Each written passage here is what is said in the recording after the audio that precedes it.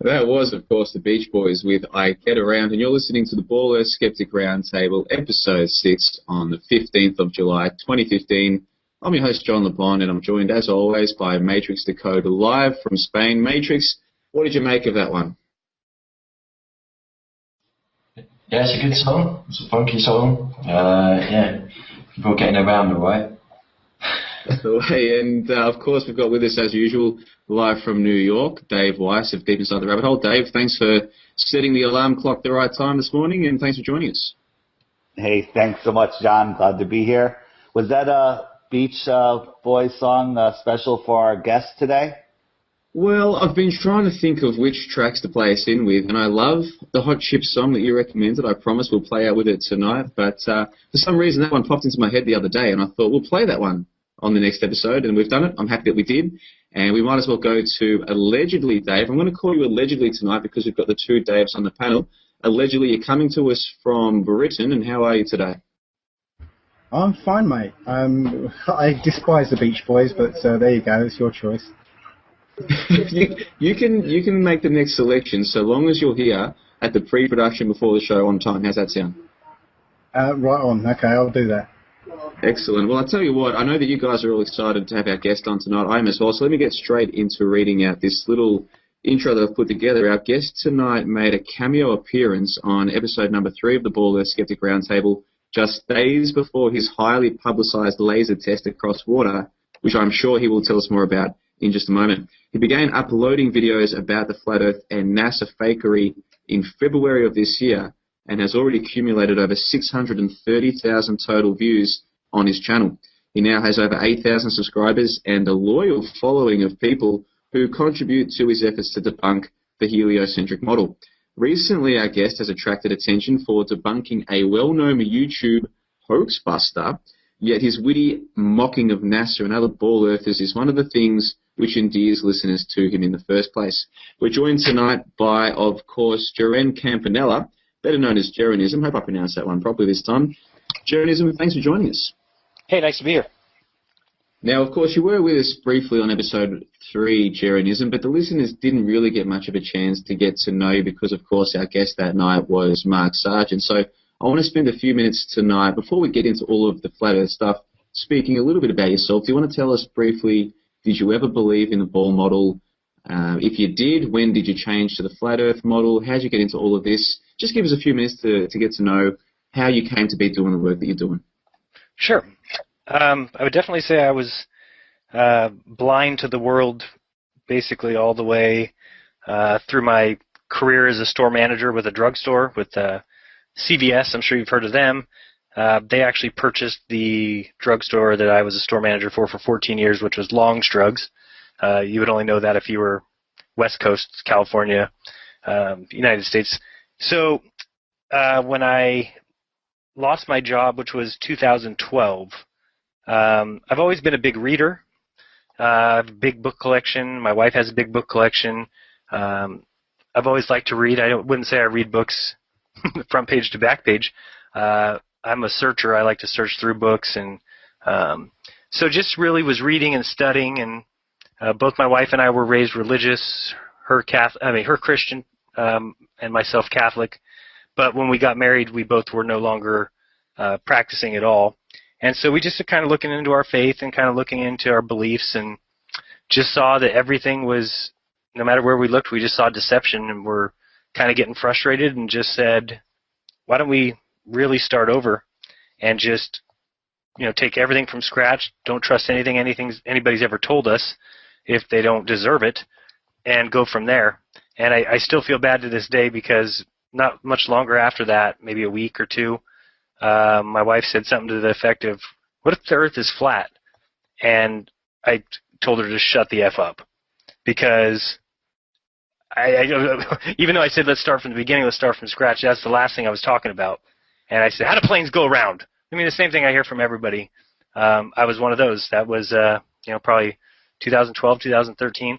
And we just kept looking at things, and it wasn't until maybe November of 2014 that I guess the real thing that I kind of myself fell into was really saying NASA is faking everything.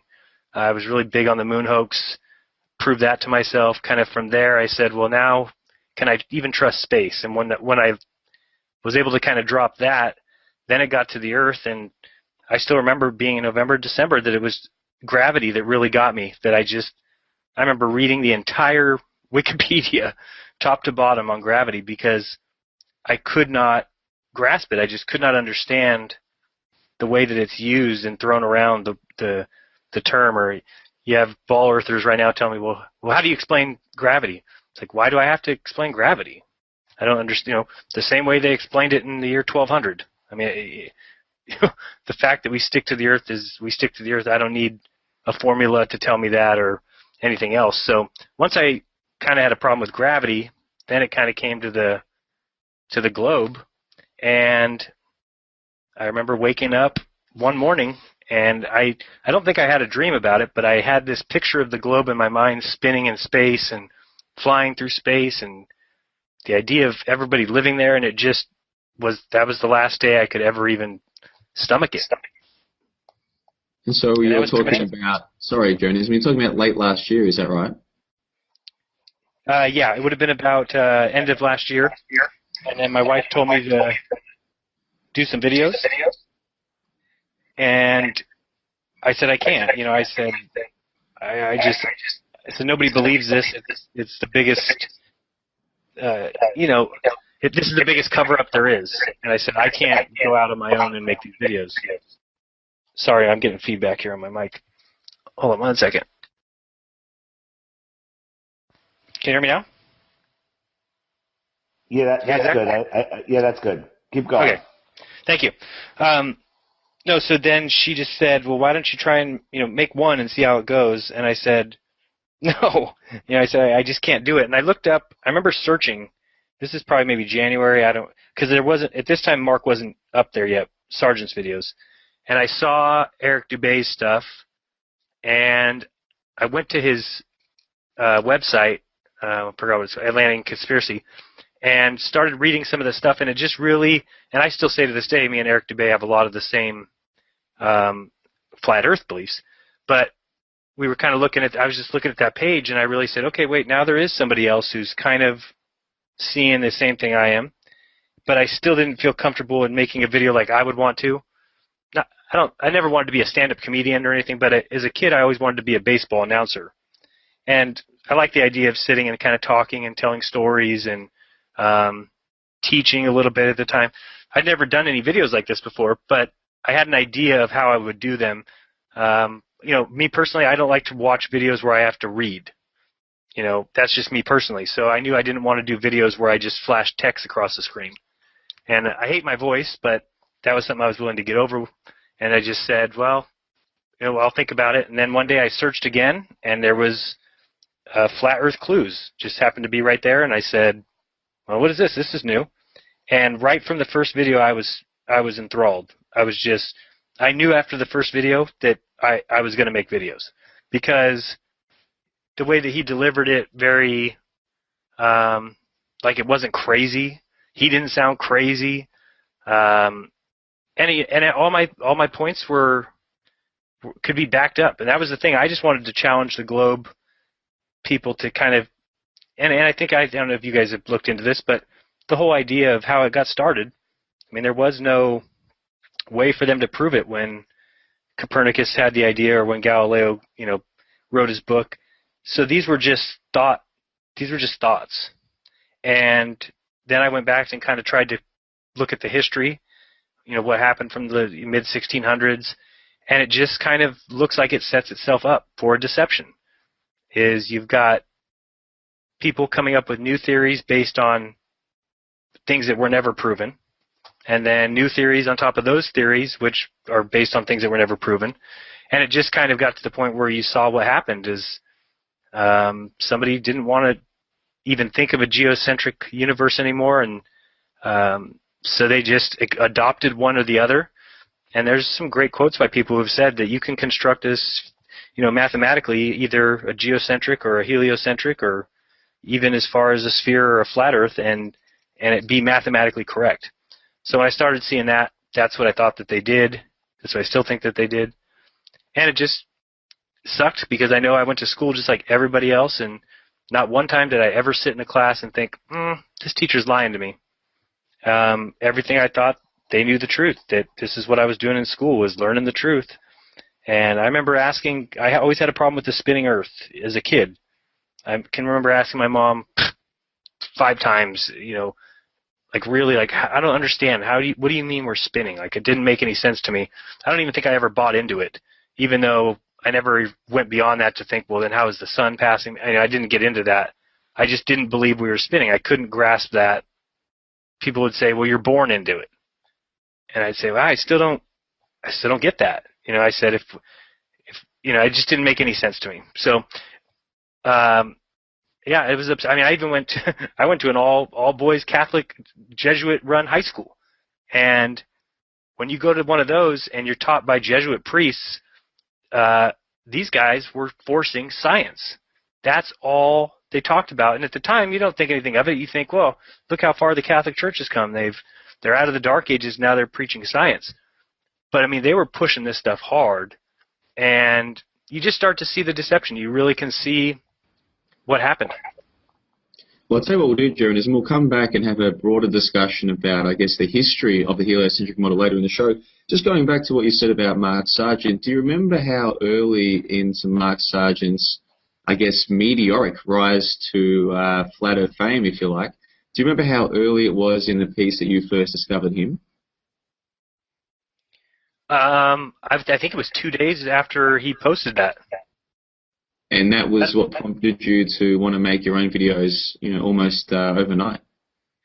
Yeah, I actually haven't looked before how close we are in our videos. But, yeah, that was the thing for me, is that I didn't want to be the only one. And then even Eric Dubay doesn't really kind of tell a story or talk to you. He kind of will show some clips, or we'll do an interview, those kind of things.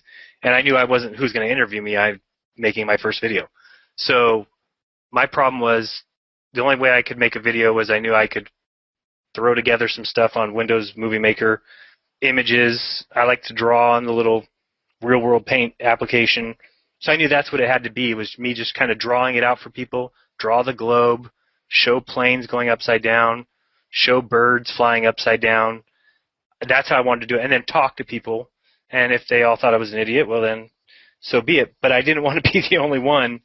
Then I thought it would be like really bad. So when I saw Mark's, I thought, he's doing it and he doesn't sound crazy. And I almost thought, people start saying that, I'll just point at him.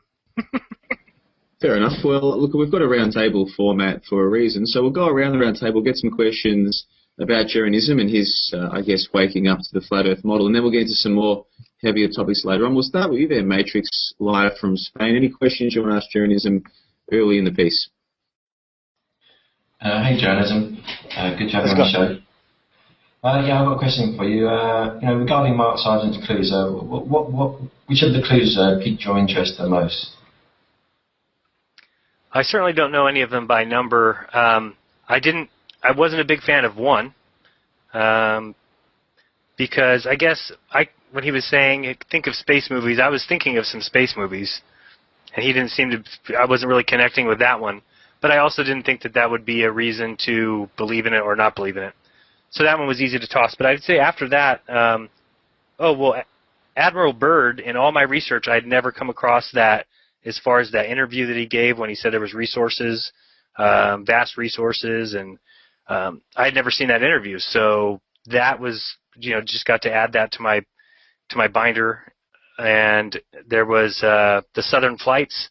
I had kind of already myself come to the conclusion that, and I still do think, MH370 was lost because of the fact that we can't cover the amount of distance that's in the southern hemisphere on a flat Earth map with land-based satellites. So that's the reason that. So when he brought in they disappear off the tracker apps or the tracker sites, that just kind of completed that for me. So it just kind of seemed like it was a confirmation. The ice wall I had seen, had looked into a lot of like the Robotham, his book. I read that towards the end of last year. So I already had that kind of thought. The moon and the sun, he didn't really talk a lot about that, though. That was later. Yeah, I guess that was pretty much the only ones that I can remember. I liked his Souls video that came out later, because I did think, I said, if you're going to talk about this, I know what kind of questions people are going to ask. And so I was kind of wondering why he didn't cover it at all, but then he did cover it. I think that was his last video or something. So I liked it all. I didn't think there was any that I hated. I think that even the first one with the movies is, I could understand that. They never went to the moon in a movie because it would look the same. So I would say that was my favorite one. Cool, thanks. Allegedly, Dave, have you got a question for journalism? Yeah, I'd love. Oh, good. Allegedly, Dave. Sorry. Get your days right. It's a similar kind of question, really. For me, it was the Samuel Rowbotham canal experiment that really piqued my interest and started turning my mind around to this view. Was there a particular moment, a particular experiment, or piece of evidence that actually just changed your mind suddenly? Yeah, I think it was whether water. I was thinking in my head that we live by the beach, and I have lived in Monterey also, and I always kind of thought that maybe there was a visible hump, but I knew that even from my perspective, it never seemed like very much. So when I started to look into water, and I said, well, water does lay flat. So I said, maybe this is a perception issue. I don't know what's going on there. So I went to look into the water, and then I wanted to see what the curve would be between two distances. And I think I started outrageously with Hawaii and California, just because I said, for me, that's something I can picture. I've been to Hawaii, I've flown there. So I said, let me look up those distances, and I had plugged it into this little equation, and it came out with 40 or 50 million feet. And I said, no, something's wrong here. Divided that by 12, and then divided that further, or by 5280, and kept coming out with 670, 770 numbers in that region. And I couldn't grasp what that was. This is 770 feet. Like, okay, I think that's. And then when I looked further into it and saw what I was coming up with, I said, there's no way. I said, there's no way it's 770 miles of curvature. So then I took that distance and looked at California to New York and said, how could there be 770 miles of curvature? You don't drive over a hill when you drive from, you go over the Rocky Mountains. How tall are those? 15,000 feet? I'm talking 770 miles. You're talking 3 miles versus 770. So then it was gung-ho. From there, I knew I could get yelled at find this one of the guys, Red's Rhetoric or something, that likes to make a video every day where he cusses me out. And it's just, I don't really care, because I used to say to myself, eventually he'll have to give me an apology. But I wrote him a little comment yesterday. I'm like, well, I don't think that point will ever come, because he's so into it, he'll kill himself if it ever comes out. He can't even operate his mind without the thought. And these guys all think I came out of the dirt believing in flat Earth. They don't understand that I went to school like you all did. I believed the same things you do. I just had to remove myself from it and really start to dig deep. But he won't even look at it. So it gets hard, because when I find facts like that are so evident to me, and when I can explain them to somebody right to their face, and they just pass it off as I didn't say anything. But a lot of these guys are the same guys that will tell me that a plane hit the Pentagon on 9/11. So, I can't communicate with people like that, because I can't.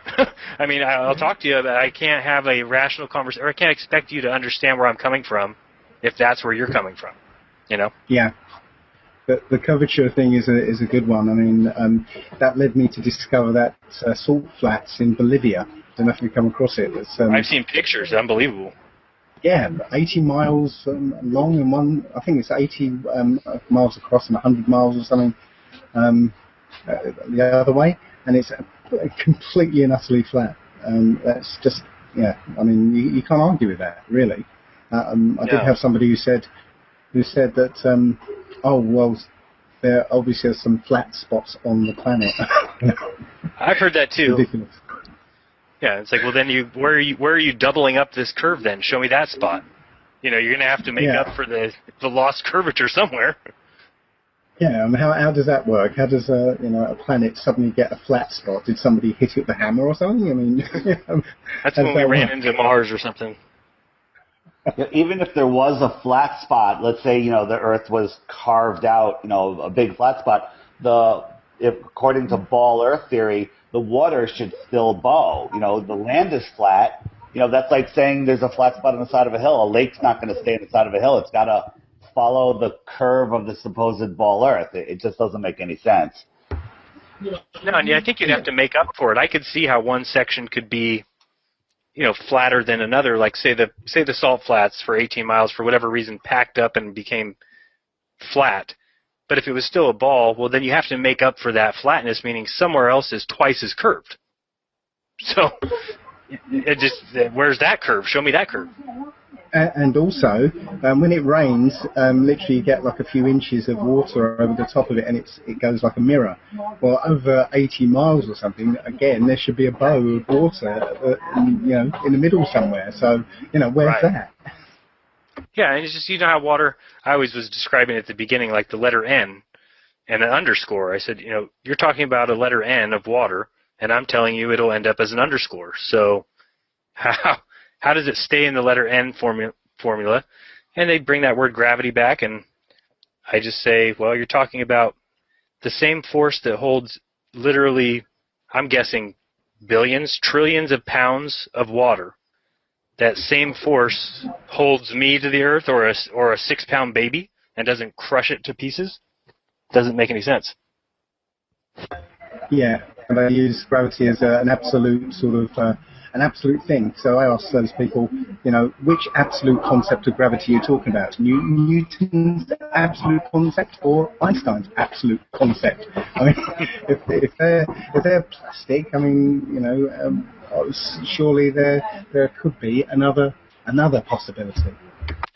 Yeah, they just insert it here, insert it there. It never made any sense to me when I really started looking at all that stuff in the past. And I mean, Einstein, when he had to pull his theory because Hubble found that the universe was expanding, he pulled the cosmological constant, and I still see it in equations today. I'm reading things, well, we use the cosmological, like, wait a second, I just saw that Einstein said it's no longer applicable, but it's the whole thing same thing with, like you said, Newtonian gravity, when you start having to say, well, are we in an inertial frame? Are we in a moving frame? Are we in a speeding frame? It just gets so convoluted that there can be no truth in it.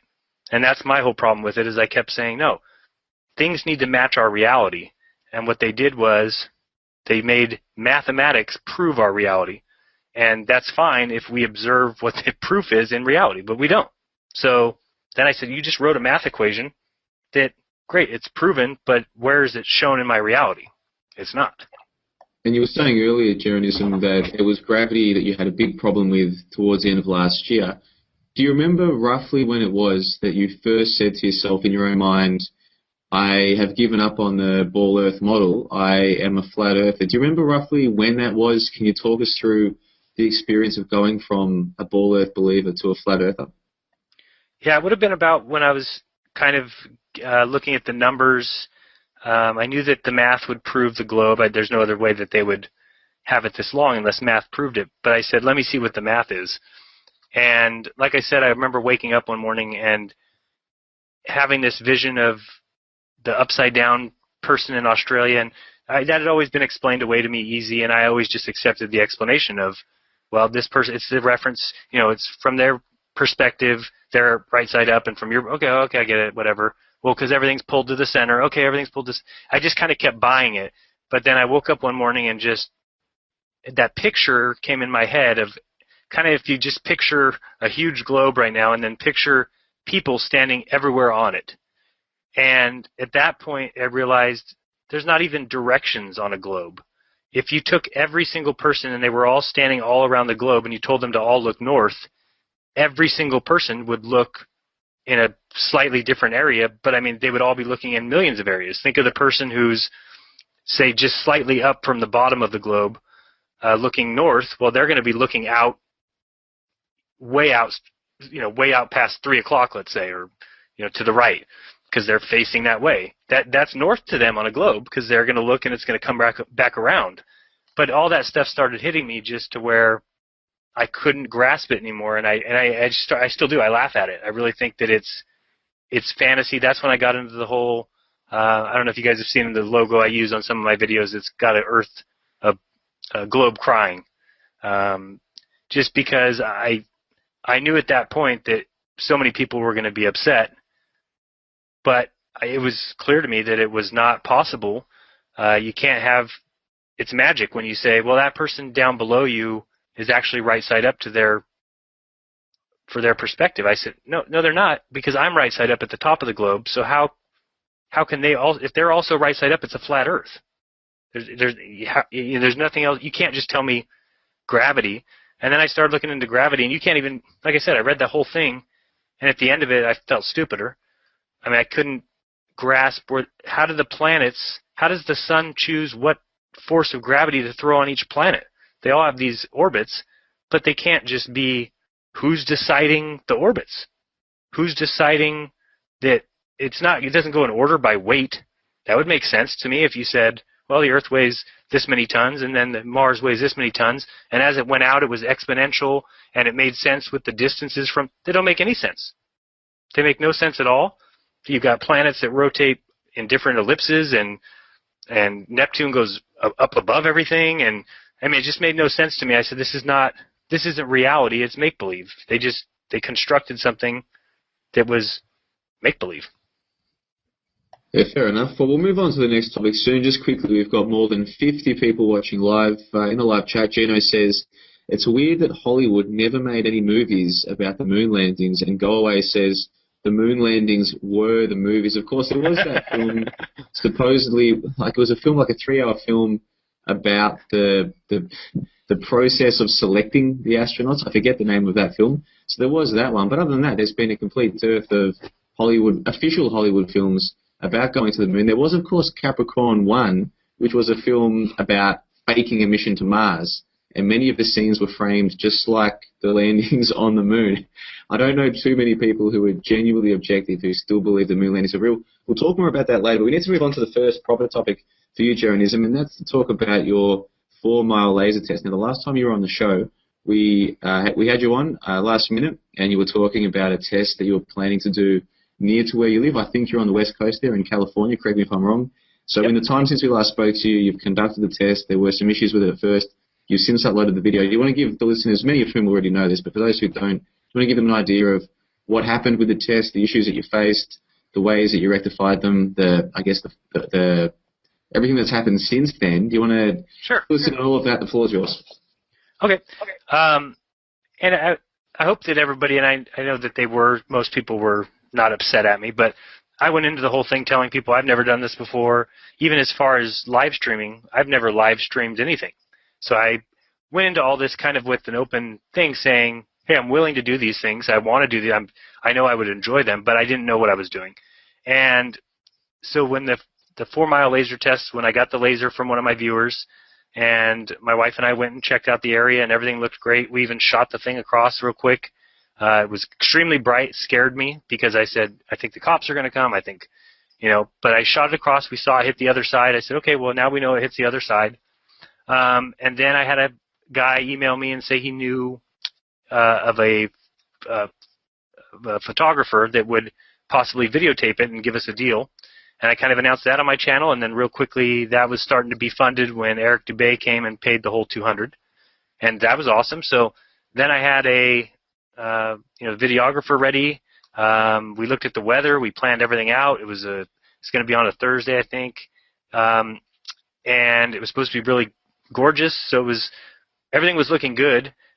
We got there like at 3 o'clock in the afternoon and checked things out, my wife and I, and things looked great. I wanted to get there early in case it was bad weather or something, because I knew I would have to cancel the photographer. Well, we kind of did some more looking around, and sure enough, like at 6 o'clock, there just came this low fog layer that took the whole horizon out of view. It also covered all of Santa Cruz. And right away I was upset because I knew at this point it was already too late to call off the photographer. And I had all these people waiting for me in live chat or in the live stream. So I was kind of at an end point. I didn't know whether to ask him to go home. I knew he got there at 7:30,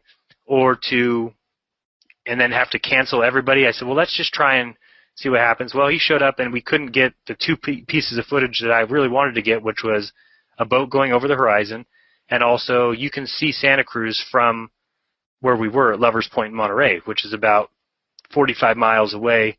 No way you should be able to see the shore at all. But again, there was a fog layer covering all that. I started to get a couple Skype messages and text messages from people saying people were getting tiresome in the live stream, and I'm looking at the sky. It's like 8 o'clock, 7:45, and I could tell it wasn't going to be dark for a while.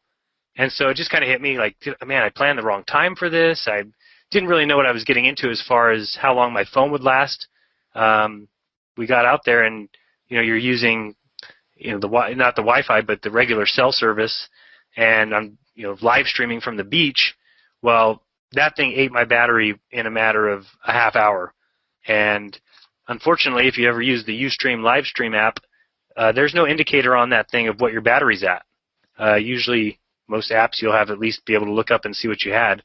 So while we were waiting for it to get dark to do the test, my phone I think I hung up with everyone because we needed to call my wife who had gone over to the other side, make sure she was where she was supposed to be. Well, hung up with that, tried calling her, my phone died in 2 seconds.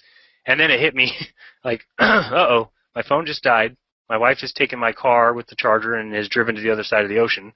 And here's me and this photographer. There's really nothing he can do now. And now everybody's sitting at home and just got the live feed dropped. So it was disheartening, but I knew I wasn't, it was nothing of my own fault. I guess didn't plan well enough or whatever. So my wife did get over there, and I said, well, let's go ahead and just see what happens. And we shot it across off the tripod, and she described it as being a big blotch. And I kept saying, what do you mean? She said, well, the light over here is hitting the shore, but it's huge. And I thought the whole time, this is a 1,000 milliwatt laser, I never even thought that beam would not carry across the 4 miles as the same size as we saw it coming out of the laser from our side. So then it kind of hit me, okay, I see. I could imagine it would grow a little. I said, so you're talking about a foot circle? And she said, oh, no, this is like 10, 20 feet. And so at that point I said, oh, man. I said, all right, I'm just going to call the whole thing. I said, let's just call it, come back. And I was upset and said, well, this means the whole laser thing was kind of a waste. So she was kind of getting stuff together over there, and it just hit me for a second that I kind of shined the light down towards the floor, towards the sand, and I just told her, hey, can you look through your camera, zoom in over here, and tell me if you see the light? And she zoomed in, and she said, yeah, I see it. I said, you can see this green, and I was shining it maybe a foot off the sand, at the sand. And she said, yeah, I see it. I said, can you crouch down like you're a catcher, and tell me if you still see it? And she said, yeah. So then I said, okay, well, now at 4 miles, where the kind of breaking point for us was 10 feet, that would be where the curvature would be. Well, I was a foot off the ground on this side. She was 3 feet off the ground on that side. And so I was kind of tying it together, like, I think we just proved it right now. So I said, what we'll do is we'll come back tomorrow. And I said, rather than do it the way we were going to do it by shooting that laser all the way across, I said, why don't we have the cameraman come here? And I asked him, will you come back tomorrow? I'll pay you out of my own pocket. And why don't you zoom in with your camera? We'll be on the other side, and I'll shine that light off like a backboard, and we'll see how low you can see it. So he was game, so we decided to do the next night, which is when I think we got the good results. Easily he could see it in the video. I probably should upload a better quality one because it's not as easily seen as the actual real video that I have. But it's clear that without a doubt he could see it even when I got up to, down around seriously like 6 inches, even lower he saw it, 1 inch. But I don't need to make those claims, so I don't mind saying he saw it at a foot, because if his camera's at 3 feet and mine's at a foot, then it's still proven. So once we started seeing that, that's when I knew these tests would be really helpful. Our problem was the next test I went to, me thinking I'm a big boy, I said, let's do 13.25 miles. So that was about a week ago that we went and did that, and that was a nightmare, mostly because the weather twice was treacherous, and no matter what we did, the camera would not see the light. It had nothing to do with a curvature, because she just couldn't see the light. My wife couldn't see the light at all. Even when I shined it up in the sky, to the right, to the left, anything, she could not see it. Granted, right behind me was, I don't know if you know anything, we have these PG&E smokestacks in a town called Moss Landing, which is up to Highway 1 in California. And these smokestacks were right behind me. And they're huge. They're like a landmark in this area. And so I think it was just a lot of light problems she couldn't see. And when I was shining the laser light, I kind of looked at it and said to myself, I could see how this was seen at 4 miles, but I was thinking it was so hard to see it at 4 miles. Why did I think that we could just jump to 13.25 miles and still see the light? I said, now I don't even like the laser anymore, because if I'm going to go further, I want one of those ultra lumen, real bright lights. So it's just kind of been going through all these things, these processes. So then we cut it back, and I said, I think we could see the laser at 8. I said that, I think, and then I would be done with the laser. I've already told the guy who gave it to me that I want to give it back to him. I said, let me just finish with these final tests. So we scheduled 8 for last night, and we were excited about that because we did it the night before. My wife and I went at 10 o'clock at night because it's really easy to see when it's night, like I said. She was able to find me real quick. We were able to see. By far, we would be 20 feet under the amount of curvature is supposed to be there. And what she's able to do now is she locks in her location. I lock in my location. And then we get the degrees that she's pointed at. Now, the reason we're doing that is since it's so easy to see at night, then we come back the next day. That's what we tried doing with the 13.25, but didn't work. But come back the next day, and she just gets back in the same position. I get in my same position. And even if it's getting twilight or it's not, it's just easier to, where each other are.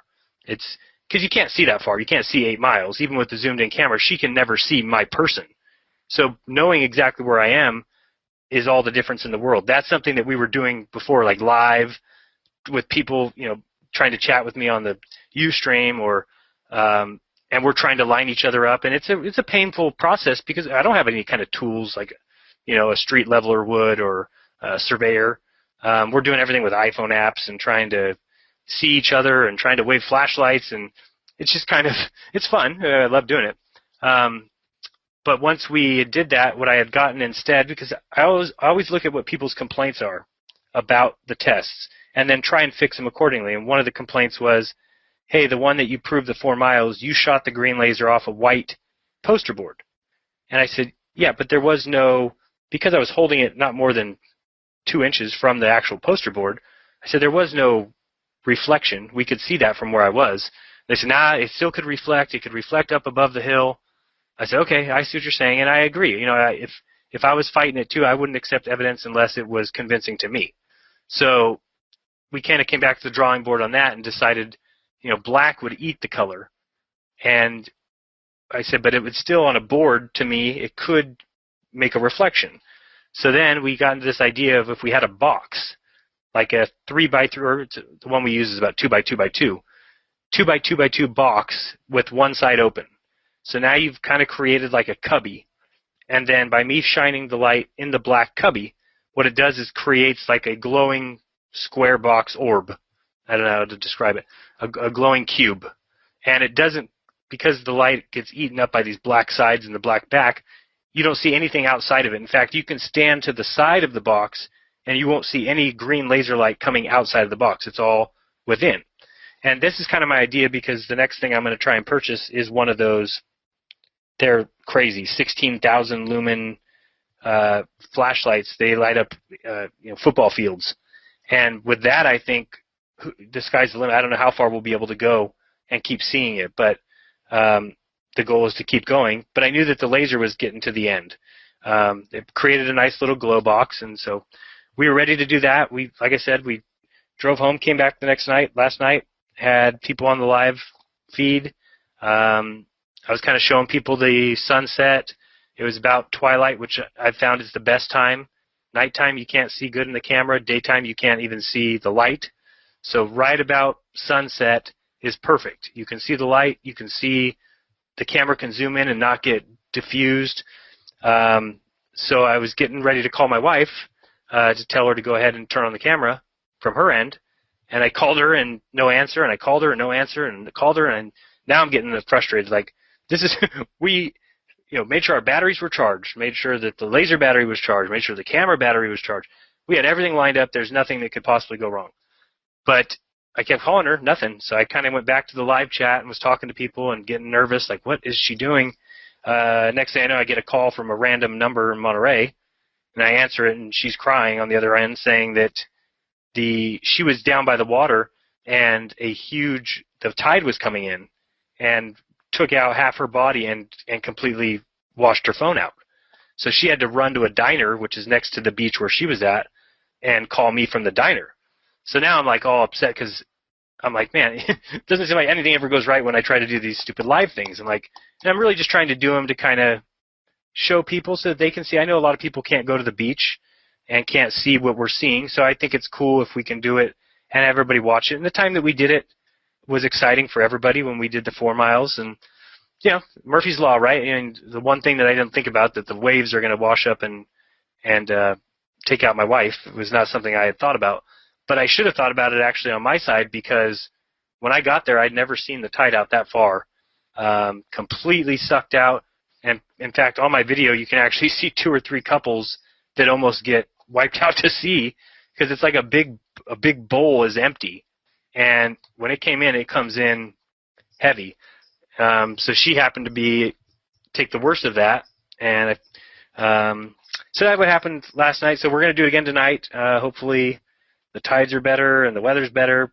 But we'll keep doing it till we show it. I already know it's been proven. I've already seen it. So at this point, I just want to get good footage of it. I think that's important. I'm in this for myself as well. I mean, obviously, I could just move on to my next experiment because I've already seen it. But at the same time, I like everybody we're all learning this together. I don't know any more than anybody else. I'm just willing to kind of talk about some stuff on videos and get people to open their minds. And people have helped me a ton. People have sent me email after email of pointing this out and pointing that out. And I'm also always willing to change my mind. I go back and forth all the time between dome, no dome, the moon's a sphere, the moon's a flat disk. And I don't see the problem with that. These guys that want to debate and tell me, well, where's your evidence for the way the sun moves? I just always go to the same line. I said, your scientists had 400 years to craft their perfect mathematical model that doesn't even work in reality. I said, tell you what, I'm twice as good as them. Give me 200 years, I'll have every fact in the book for you. But I can't give you that in 3 months. It's just impossible. And my wife always reminds me too. She goes, who cares? The moon works, the sun works. What is it? What would we get out of knowing exactly how it works? Is it really that important? And to me, it's just not. I mean, I do want to look into things and see how everything ties in. But if I spent a month or 2 months and found out exactly the method of the moon or the sun, I don't know where that really moves me. I already know the Earth is flat, or not a ball. I would say is a better, interpretation of my current thoughts. Because, I mean, Mark describes that little model he has. Looks like a donut was stuck in cement or something. And I can't say that that's not legit. In fact, from my laser experiments, they've seemed to me to be far too easy. So I don't think there's any curvature, but I don't know if that means that there could be. I'm sure you guys have seen when you look out at the ocean rises. It actually rises to your eyesight. So, and I'm not a physicist, I'm not a mathematician, so a lot of these things are hard for me to wrap my head around. I do a lot of model drawing and trying to get the idea, because that still doesn't make sense to me, that the water actually does rise to your eyesight. I know that's not a measurable amount, something you could measure. But those are the kind of things that I'm learning every day. We're out there, we're having fun. And you can't learn if you don't learn something new every day. So that's what we're doing. So, Jaron, this is Dave. When you say the ocean rises to your eyesight, you're talking about the horizon rising to eye level? No, I mean, if you think about the water would start at my feet, right? That's where the water meets the sand. So if you think about where the water ends at my eye height.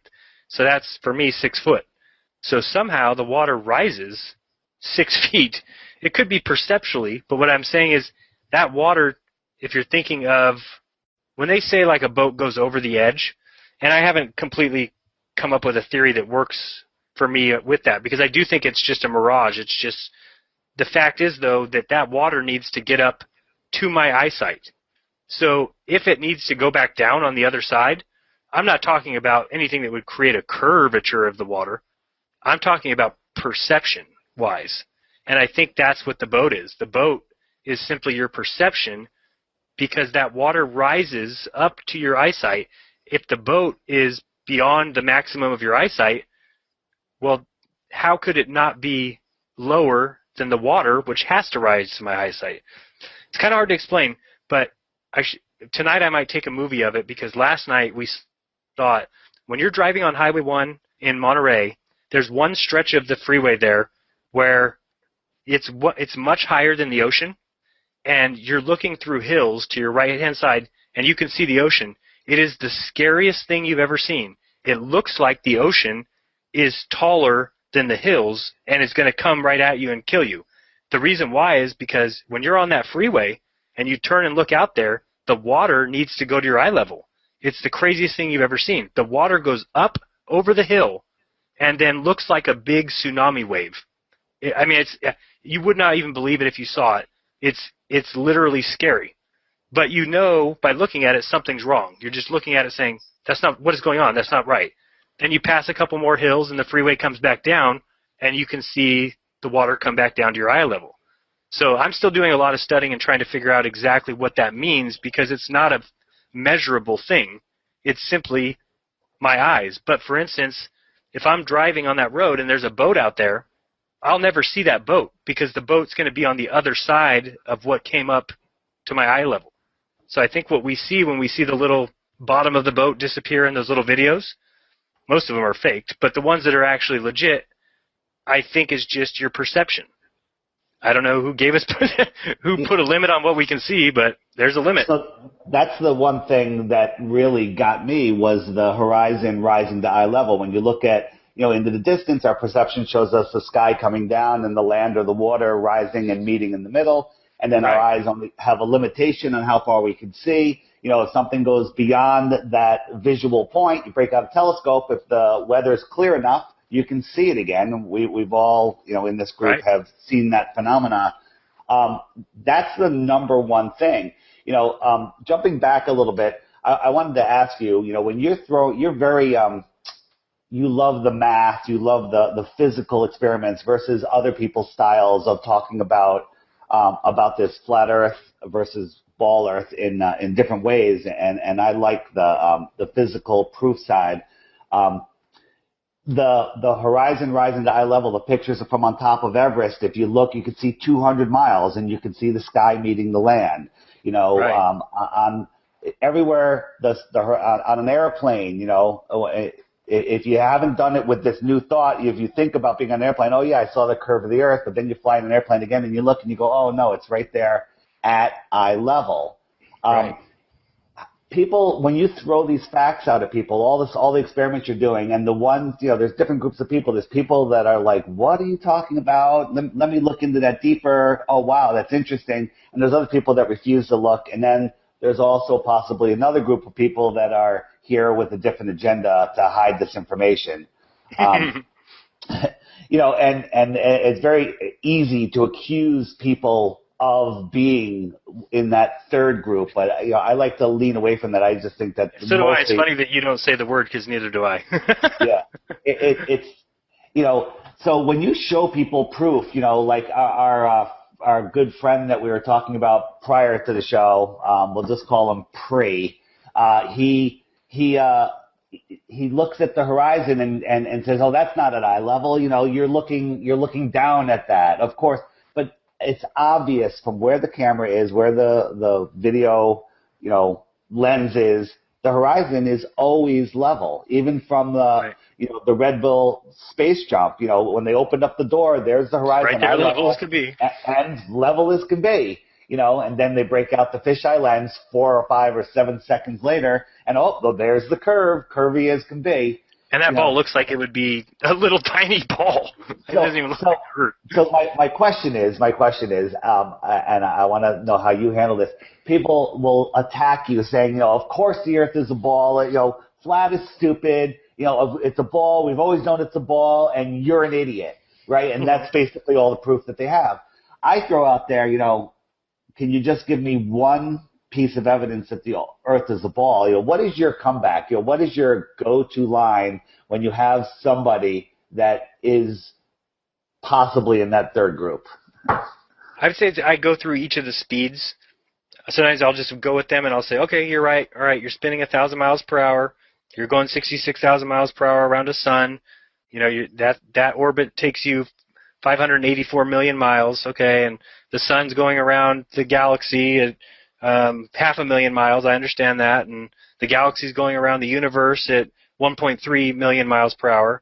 And then I say, you know, something like the stars always stay in the same spot. I could see that. 1.3 million miles per hour. You figure that out times 24 times 365. You can get, I think it's about 500 billion or something miles that we travel in a year. And I say, and I've lived here 35 years, and the stars are in the exact same spot they were when I was born. I kind of think that's my way of getting people to realize what you have to believe in the globe. It's not as simple as saying, well, there's gravity, and it makes sense that we all are held and pulled to the center. There's so much more that goes into what you have to believe in the globe. You have to believe in all those speeds and how they coincide with each other and how we would never feel a thing. I mean, yeah, but then they say, well, what about earthquakes? I say, come on. I mean, think of how fast we're going, and I'm sitting right here in my chair right now. It's impossible. It's not even a question anymore. So I try and go at that route. I usually don't go with the tell me one reason you think it is, because I know they've got a ton.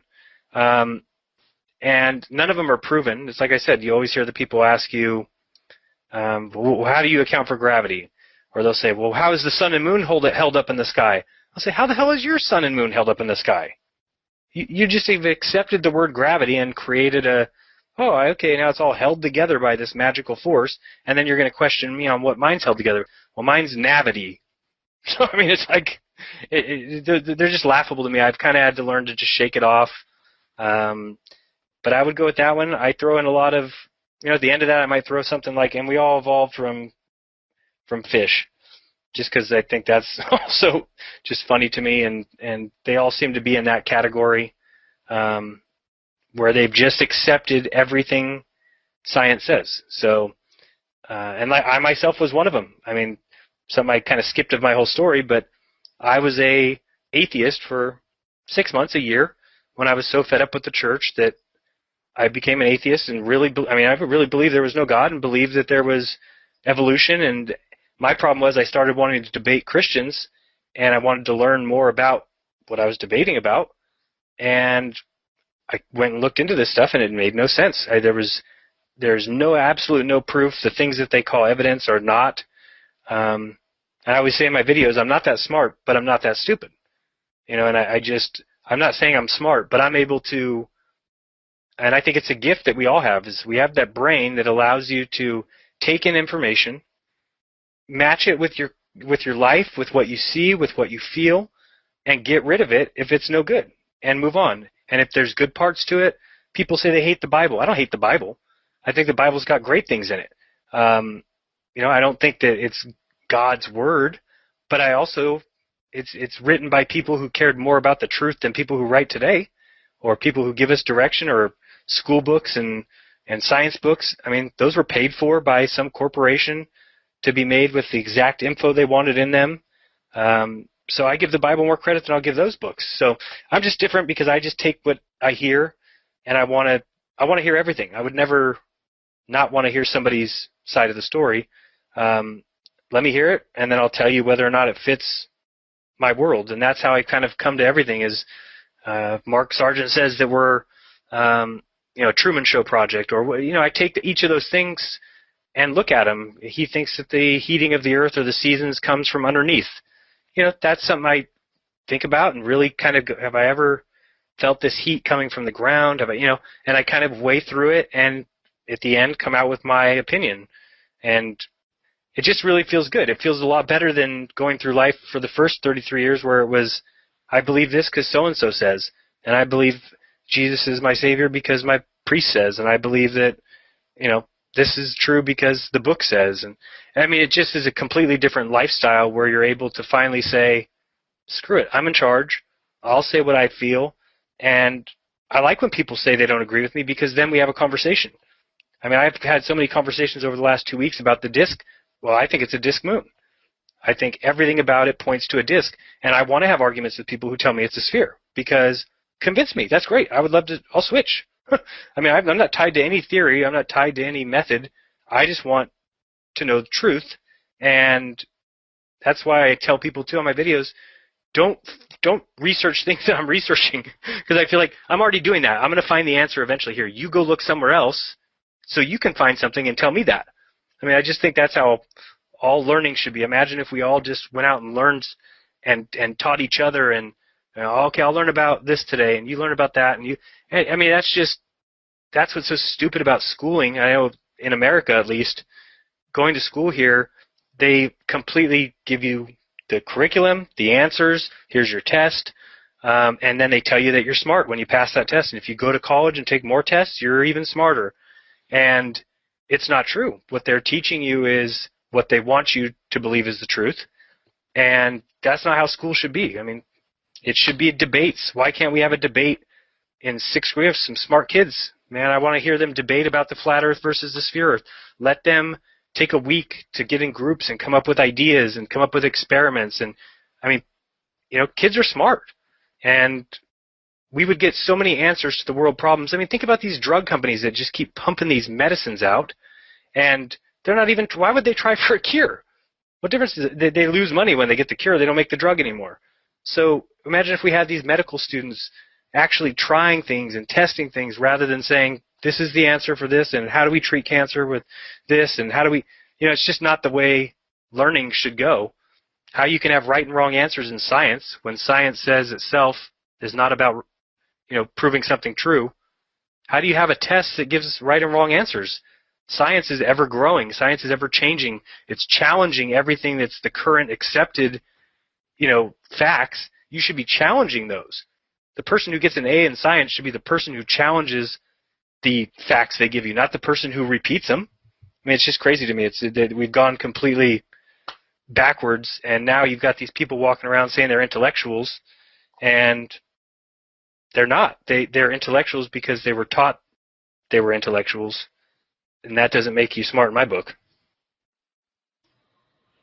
Yeah. Cool. Sorry, Dave. I just wanted to interject there regarding the Bolivian salt flats that you brought up earlier. That was formed over thousands of years because water always levels out, and this leads us to doing this experiment that you've been doing, journalism across water. Your 4-mile test, and soon to be the 8-mile test. The curvature experiment is a very important and big proof for the flat Earth. And one of the criticisms I had of your last experiment was I couldn't really see clearly the whiteboard or yourself on the other side. It was so I hope you can upload a video, a better quality video to demonstrate that in the future. I mean, I just got new. Yeah, okay, I got new software that I know how to do the split screen now. I didn't know how to do it at the time, so I think I can get something better up.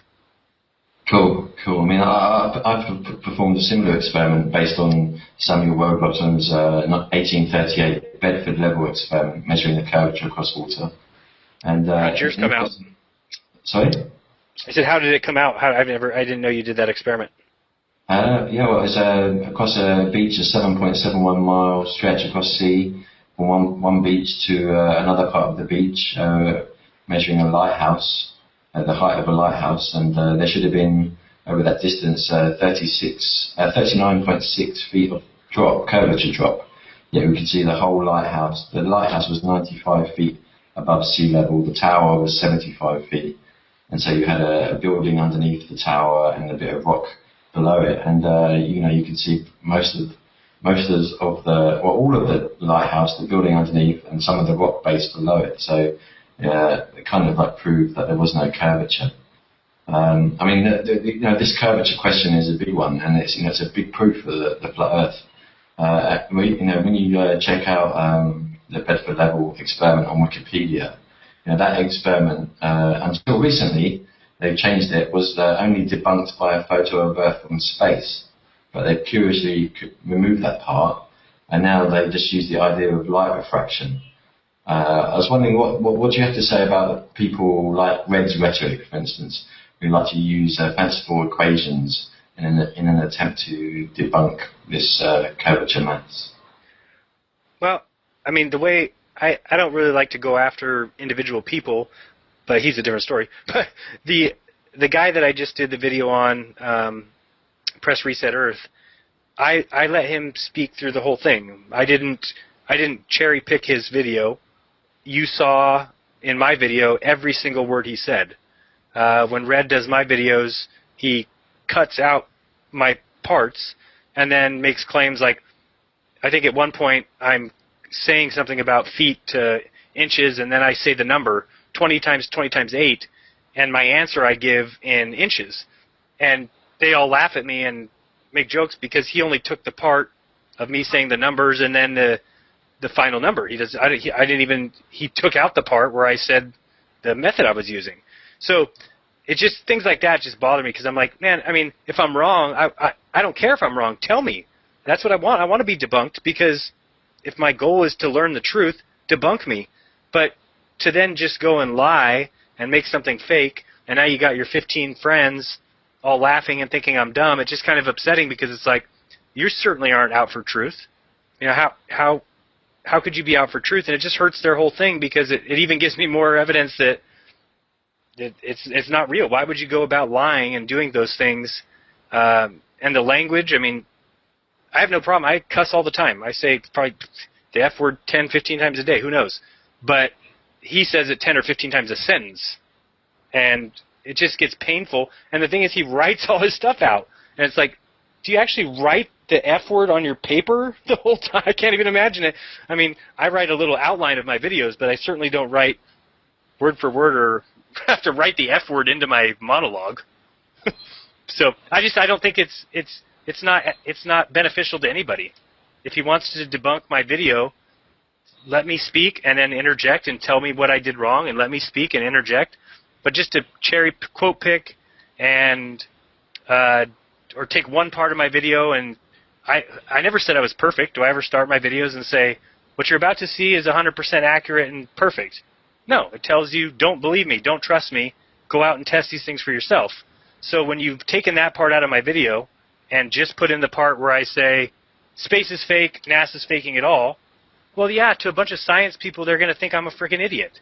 Of course, that's what all he showed is me saying science. No, the spaceship's not real, and it's not. But you need to watch the whole video to get kind of the idea of what I'm saying. And I never really make claims that are 100% because I don't know. I just can put evidence together and come up with an answer that fits my world. And I've noticed since I've started doing these videos, it seems to meet a lot of people's world.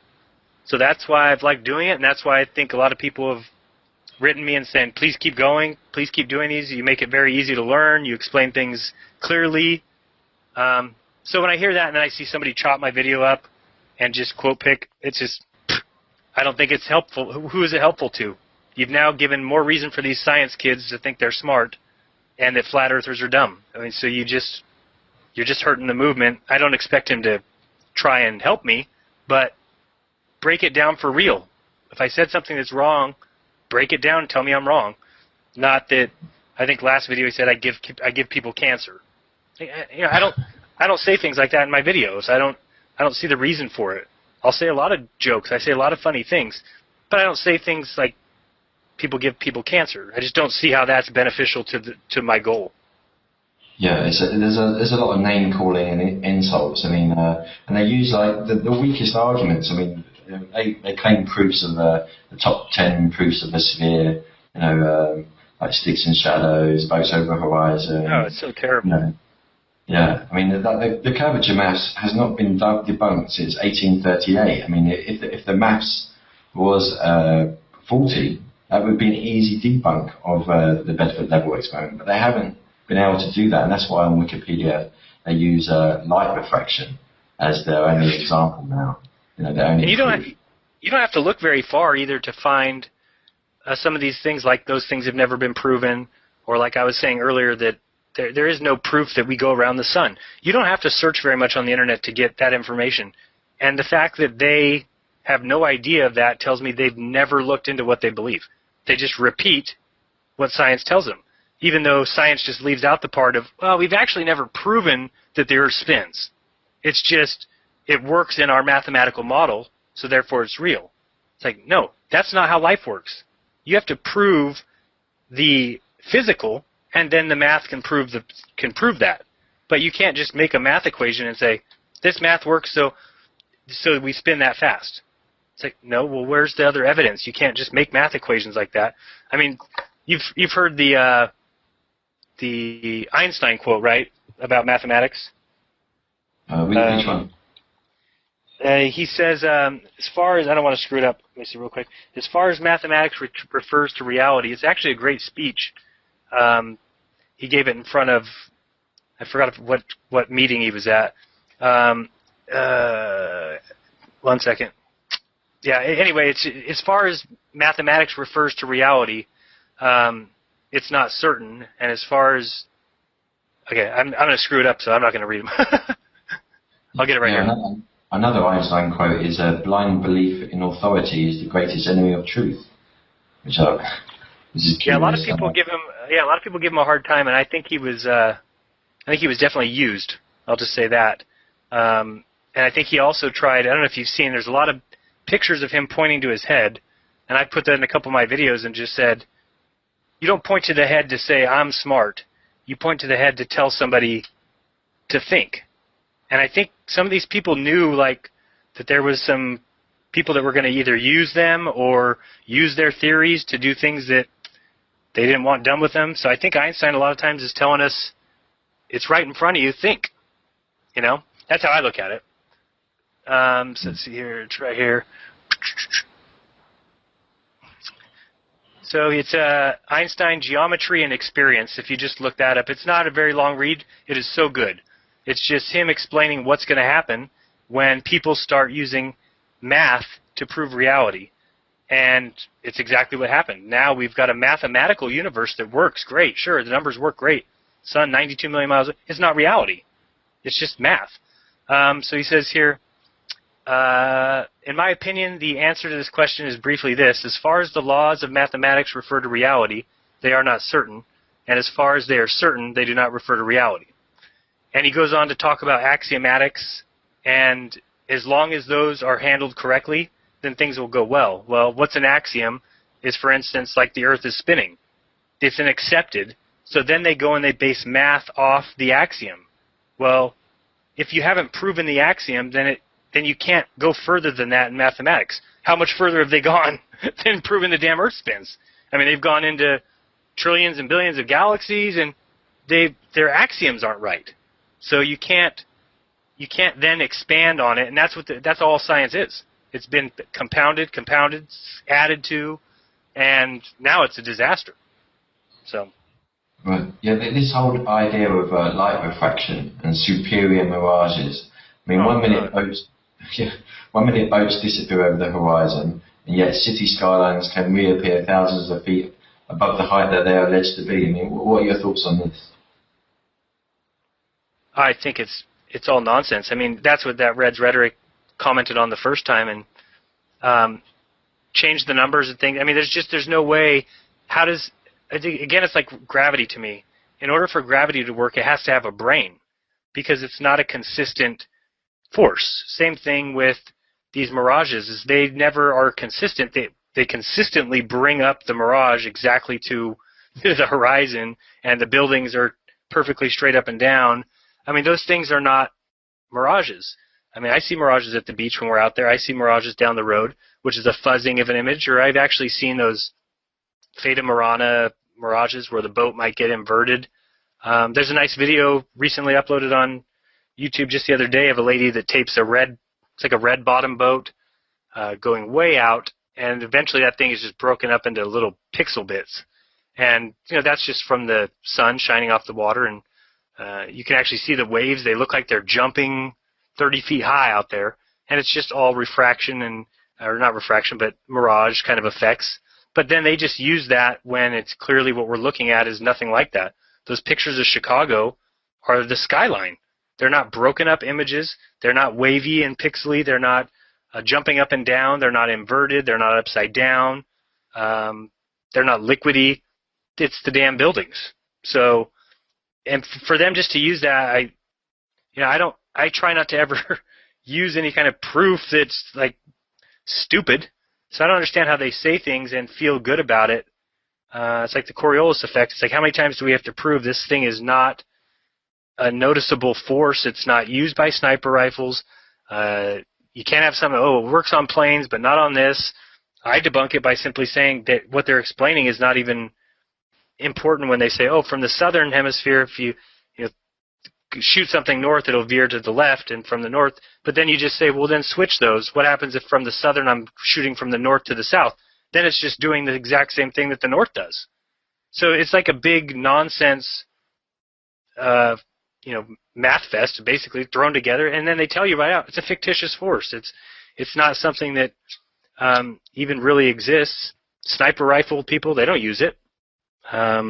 So it's just things like that I hate that you keep hearing because, we were all taught them, right? I mean, I don't know about you guys. I'm so happy that finally I think it's out that the water does not go down the drain different ways in each hemisphere, because that was getting tiresome. But again, I understood it because I heard it in school. I don't remember when or what grade, but that was something I thought and knew was a fact.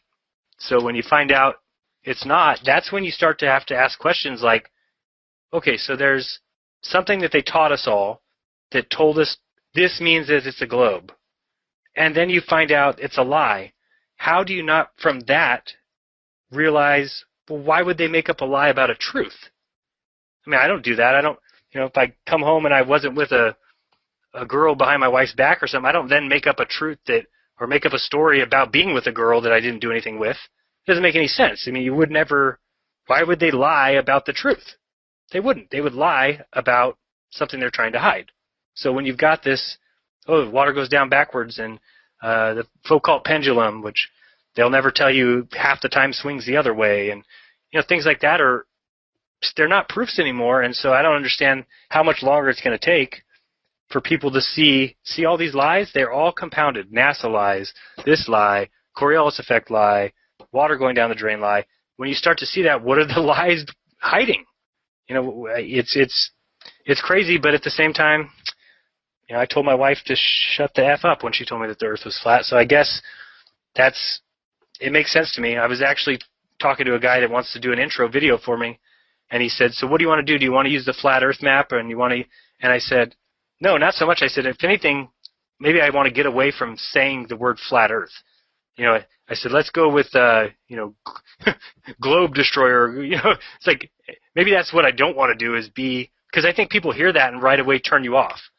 But if it's, challenging the sphere, something like that, maybe people will not jump to that quick conclusion of, flat earther, Well, the way that we get around that Jeranism is I use the term ball earth skeptic, and for me that's what it's all about. I'm just being skeptical about the model that they give us, and I like to think that I'm just as skeptical of all the models that are presented. I've got some questions about the flat earth soon, but we have to move on to the next topic. I know you wanted to briefly touch on something that you noticed in the sky regarding the International Space Station and stars and parallax. I'm going to give us a brief background on what you've noticed, and then we'll go around the round table and see what others have to say.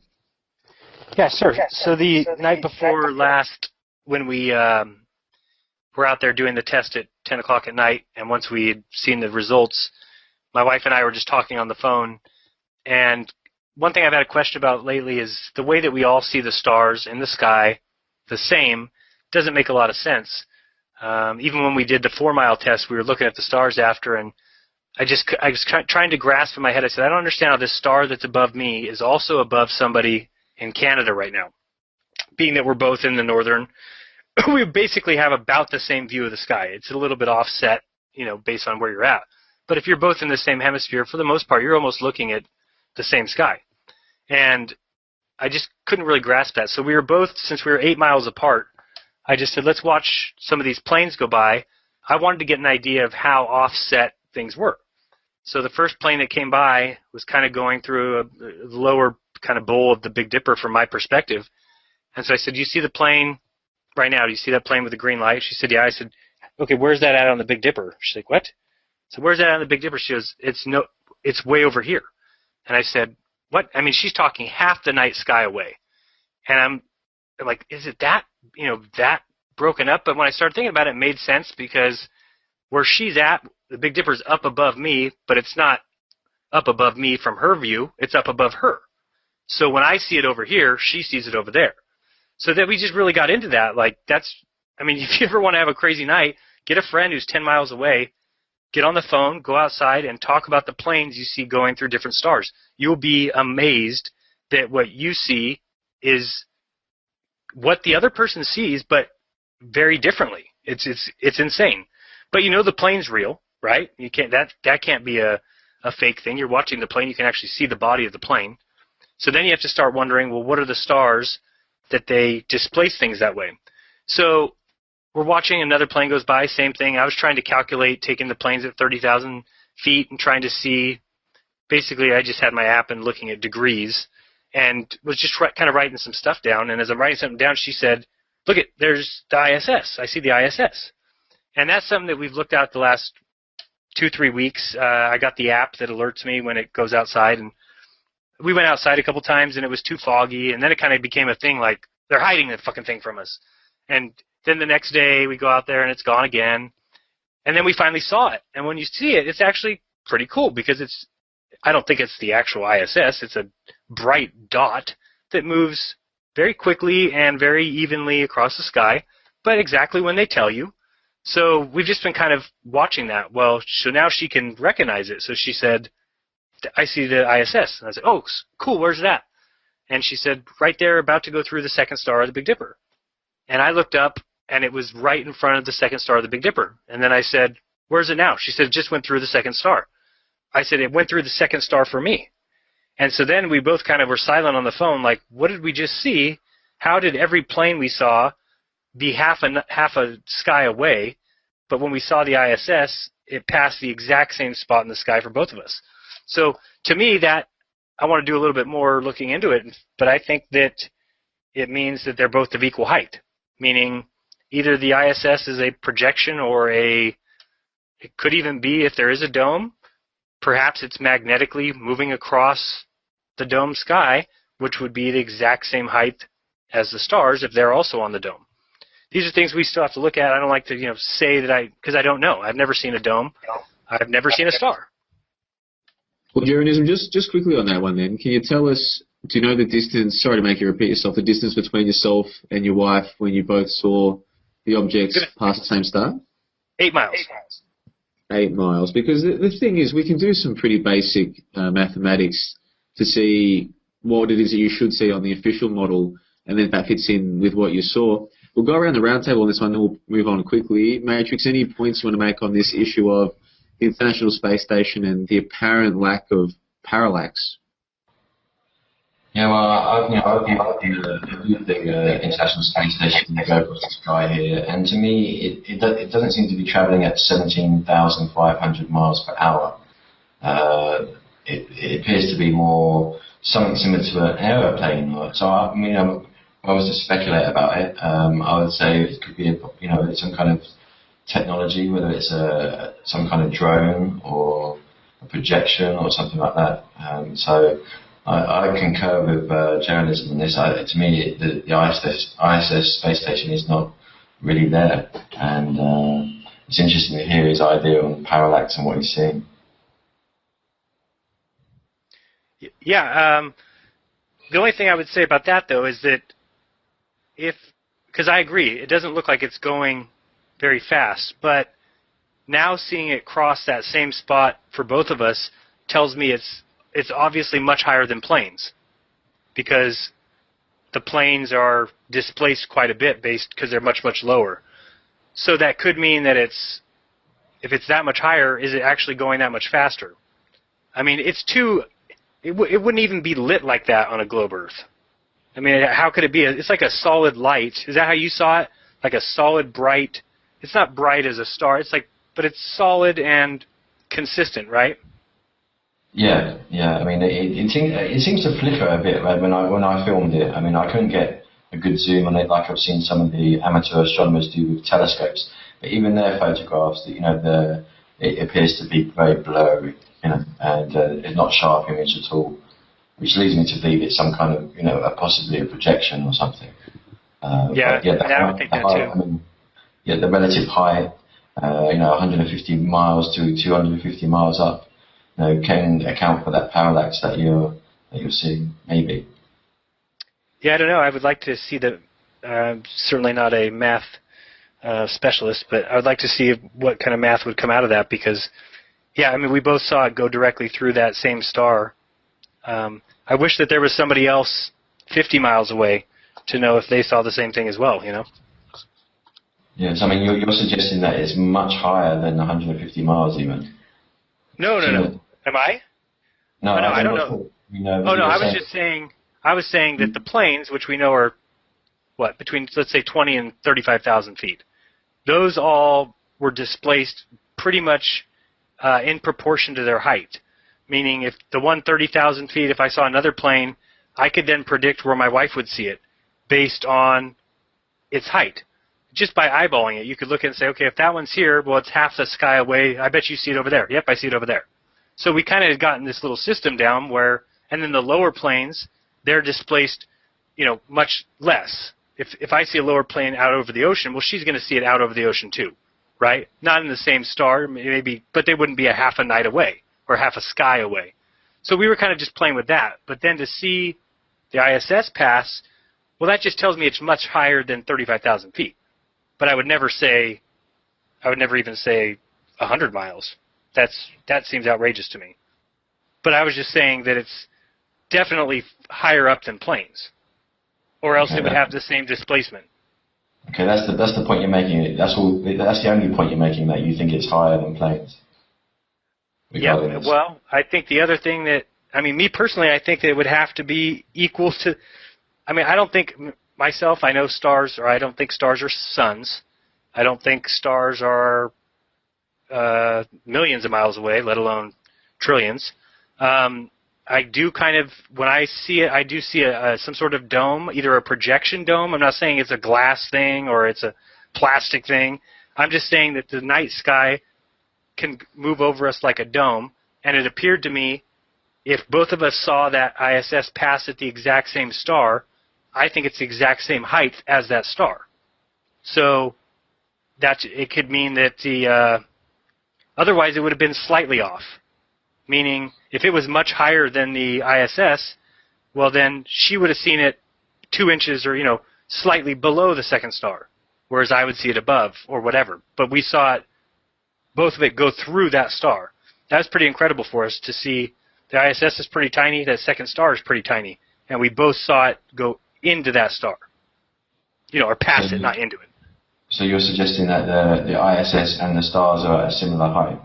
I would after what I saw, I would say they're either on the same dome, they're on the same projection. There's no other way you could describe it. If you're talking about parallax, if it's any different, then they would have to be displaced. Right? I mean, if you're standing on one side of the street and somebody else is standing on the other side, no matter what you look at, it's displaced between you two. Unless they're at the same distance, then they could appear to you both as the same. I don't know, maybe I'm not describing that right. So hang on a second. So the parallax, for the few people that don't know what that is, if you're in a train or in a car, the trees right next to you are whizzing by, but the trees on the mountain in the distance don't look like they're moving. So that's the effect we're talking about. And a plane is obviously, according to the official story, much lower than the space station. But when you're comparing a plane to, from 8 miles apart and the stars, you're going to see a world of difference, which makes sense. But if the stars are really trillions of miles away, then the difference between where a plane flies 30, 40,000 feet and the space station, 200 miles or whatever it is, isn't going to make a noticeable difference in the parallax effect because the stars are so far away. So to me, this is really good evidence that I think so too. That the stars are much closer, space station or whatever it is, that they're very close in the height. Whether they're real, whether they're projections, this is all speculation, but the observation of where they are doesn't make any sense with the official story. And what I wanted to tell people in this thing, I'm like, go do this, because this is something that's free, it's fun, it's easy. Go get the app so it tells you when the ISS is passing. And go outside. It actually tells you about 15 or 20 minutes early. So it's something where you could get the alert, go out and call a friend, and just start looking at stars, and planes that are out. You may only see 1 or 2 or 3 in the time that you're waiting for it, but it would give you an idea by just saying, where do you see this plane? Do you see that plane with a green light? Okay, where do you see it? Oh, it's out. And if you know where the other person is, you have to have a good visual of where they're actually at. Because then you can picture it and say, wow, you really see that to the right where it's to my left. And it just gives you a different perspective that the night sky is like it's like a just TV screen for everyone. I don't know how else to explain it. But then when you see the ISS fly, you'll both see it in the exact same spot of the sky and pass the exact same spot of the star. And that should, like you said, that's really big proof that you can draw your own conclusion from. They say the stars are so far away that when we take that crazy journey through the universe of 400 trillion miles or whatever, 400 billion miles throughout a year, when we start over the next year, the stars are in the same spot. They didn't move. So that should tell everybody, well, no, they just say, well, they're so far away that even though we ended up 400 trillion miles, 400 billion miles away, they just happen to be in the same spot. Well, for anything to be that far, how could the ISS have passed that location from both of our eyesights? It wouldn't even have been, it would have been half the night sky away. It wouldn't make a difference between how far it is. Think of the difference between 200 miles and 35,000 feet, so that's 7 miles. That's nothing. 207 miles, when you're talking about 25 trillion miles is the closest star. So it's outrageous, that the numbers that they throw at us. That's what's going to end up hurting them. Oh, fair enough. Well, that is something, like you said, Jonas, and that people can look into for themselves. And obviously, you always encourage people to do their own research. You say, open your mind. There's truth inside. And I think because none of us can claim to know everything about the world that we're in. In fact, most of us are starting to realize we know very little. The best thing people can do is their own research, their own experiments, and come to their own conclusions. We need to move on to the next topic, though.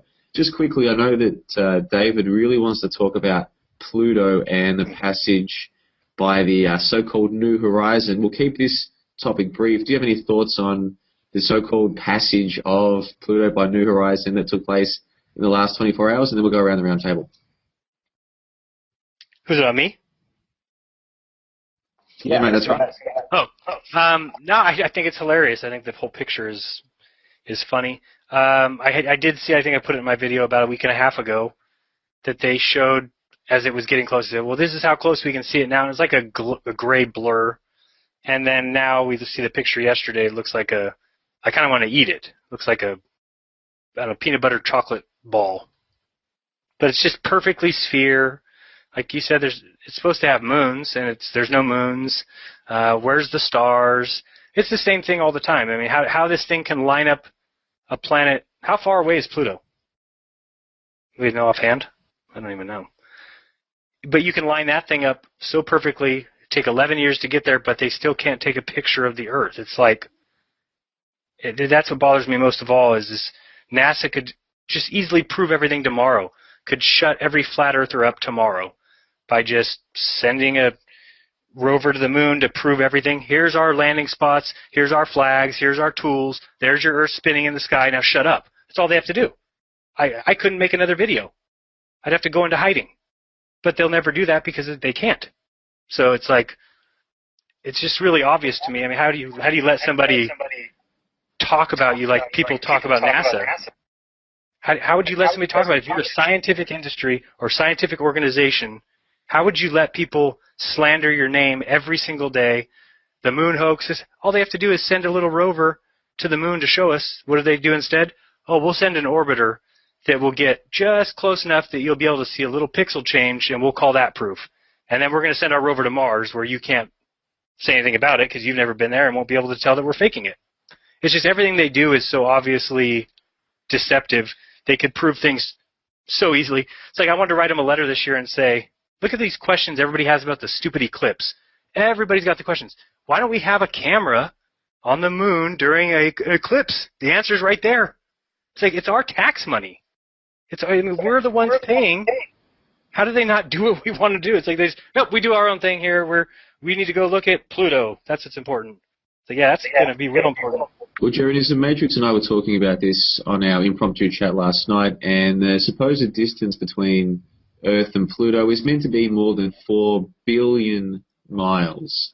More than 4 billion miles. And in the live chat, one of the commenters, I apologize, I've misplaced his name. One of the commenters makes the point that we have this Hubble telescope that can supposedly see galaxies billions or trillions of miles away in crystal clear detail, but we can't even get a decent photo of Pluto. I mean, it boggles the mind that anyone who looks into this can believe it. And a lot of people, and this includes me up until relatively recently, we've never really looked into the official story of all of this. So we don't know just how absurd it is. But once you start looking into the official story, if it was coming from anybody but NASA, you'd say it was not just silly, but absurdly silly. Just why would you even say such nonsense?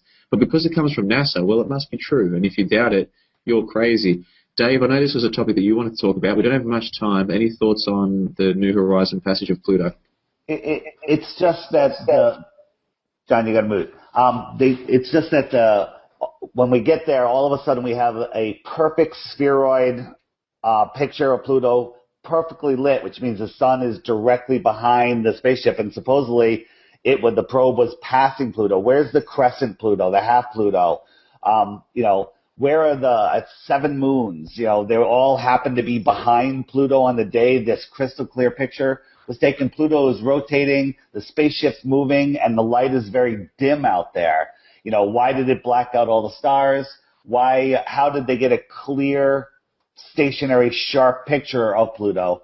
My last thought is, just Google Pluto photos and click images, and it's like 150 different artist renderings, which are supposedly pictures of Pluto. It's unbelievable. We used to have pictures of Pluto, and it was very lumpy. Now it's a perfect sphere. It's out of control. It's ridiculous. Well, I'll tell you what, if you're just joining us late, you're listening to the Baller Skeptic Roundtable, episode 6. We've got with us as our special guest, Jerryism, who's been putting in a lot of work lately trying to debunk the spinning ball model, and he does it with a nice sense of humour. We're glad to have him on board. We're into the general discussion section now, the last half hour, and I've got a few questions for you, Jerryism, and then we'll go around the table. Firstly, do you buy into the notion that flight paths can prove a flat Earth? No. You mean as far as like how long it takes to get between A and B, or?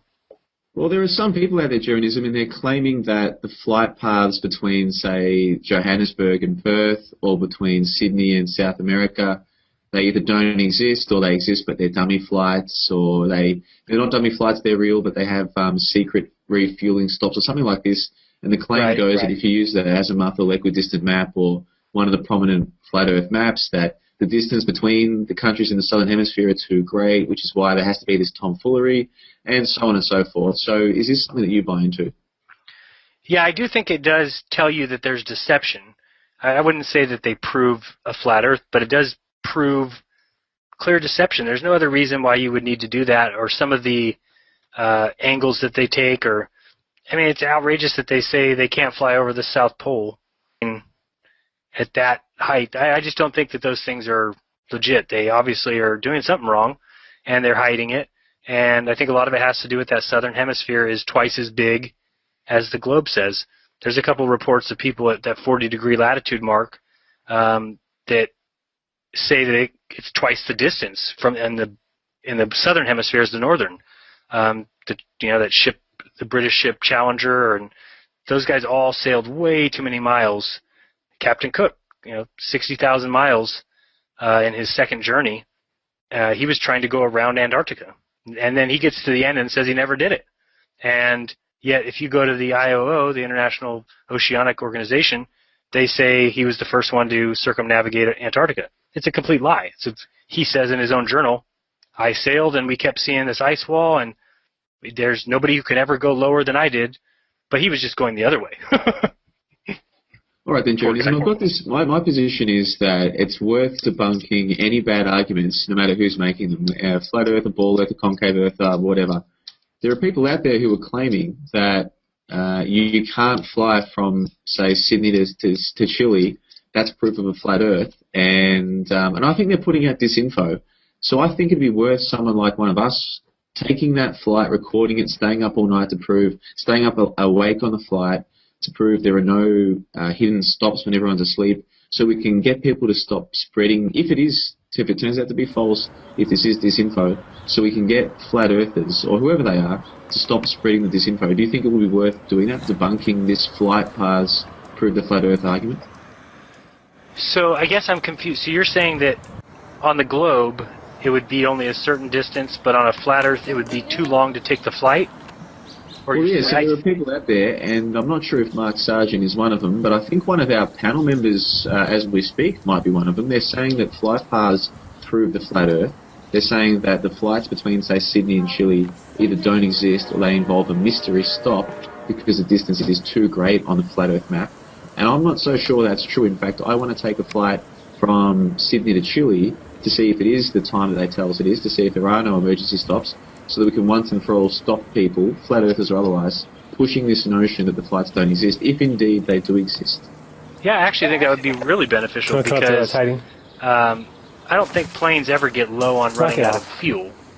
They must have a reserve tank of a quarter at least, I would think, in cases of emergency or in case we need to circle. Or so I can't picture them saying, how much difference are we talking? Is the panel member who believes that, are we talking 15-hour flight at 12, or what is the difference? Well, let's throw it to Dave Weiss there. David, are you still of the belief that the flight paths prove a flat Earth?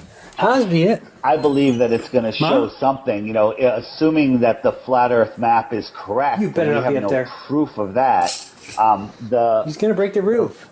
On a globe model flying from Chile to New Zealand or Australia, should be about a 12-hour flight, maybe even a 10-hour flight if you want to cross the southern hemisphere.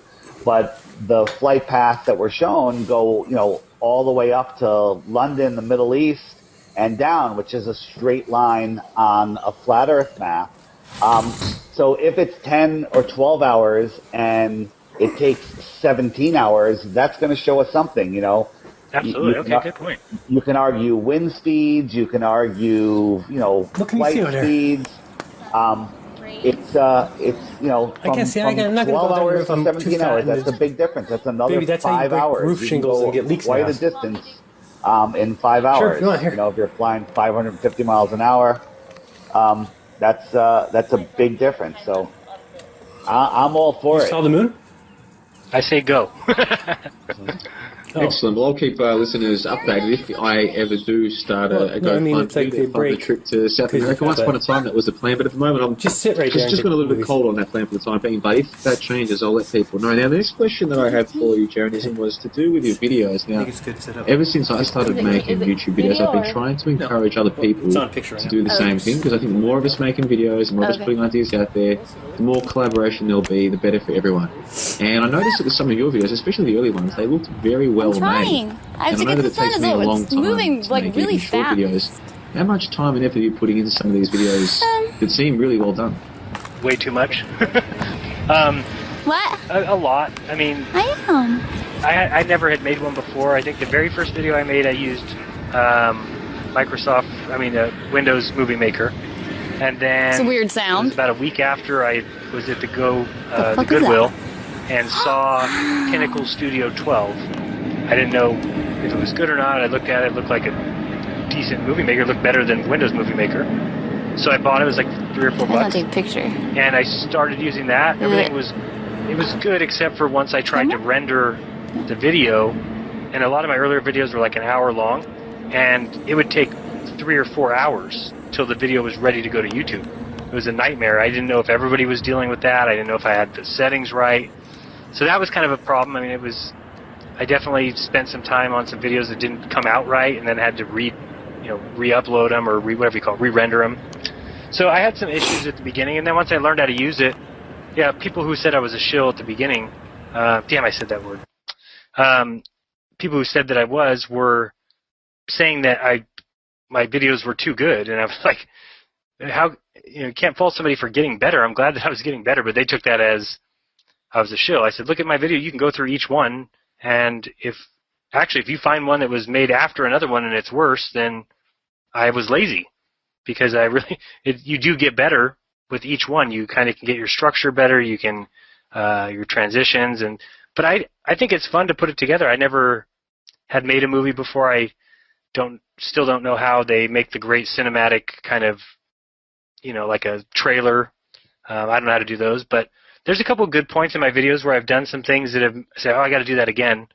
There was one where I actually wrote out the speed thing, 1,000 miles per hour, and wrote it out and set it very fast to like a fast beat. And that was just, it was fun for me. It was a good part of the video that kind of showed how crazy that whole thing is. You're going 1,000 miles per hour. You're going 66,000 miles per hour around the sun in an orbit of 584,000. It was just kind of fun. It was like, that's what I enjoy doing. And it does take time, because you have to plan that out. You've got to have the right music speed. You've got to have the right graphic in the background. I do a lot of graphics. I think they're easy for people to understand. My wife wants to, she's having trouble with the stars, which I think is a huge proof. But she's just it's so hard to grasp what would you see on a globe from each person's perspective of the stars as we spun.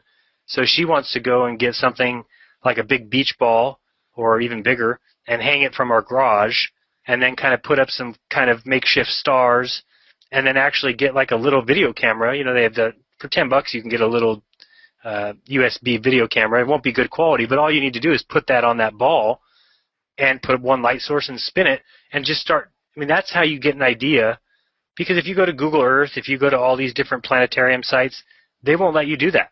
You try and move the Earth, well, the stars move with it. So it's really hard to get a good view of what we would actually see, and I know why that is. It's because it will be absolutely completely different than what we do see. Sorry, man, I was just on mute there. No, thanks for the answer. So just quickly, I went back through some of your videos. Obviously, you were coming on as a guest, so I need to go back and check through your stuff. I saw one of the earliest videos you made was called The Greatest Hoax Ever Sold. That was back in the middle of February. And you mentioned that you had a book coming soon. Now, I'm sorry if you've addressed this elsewhere, but did you get around to finishing that book, and can we look forward to it soon if it hasn't already been released? No, actually, that was the plan when I started the whole thing, was that we were going to write a book. At the time, I thought that I was going to be the only. This is kind of what I said. I wasn't going to do videos. It was kind of like, well, I don't want to be the only one doing videos, but I would write a book. If we could write a book, but that was all.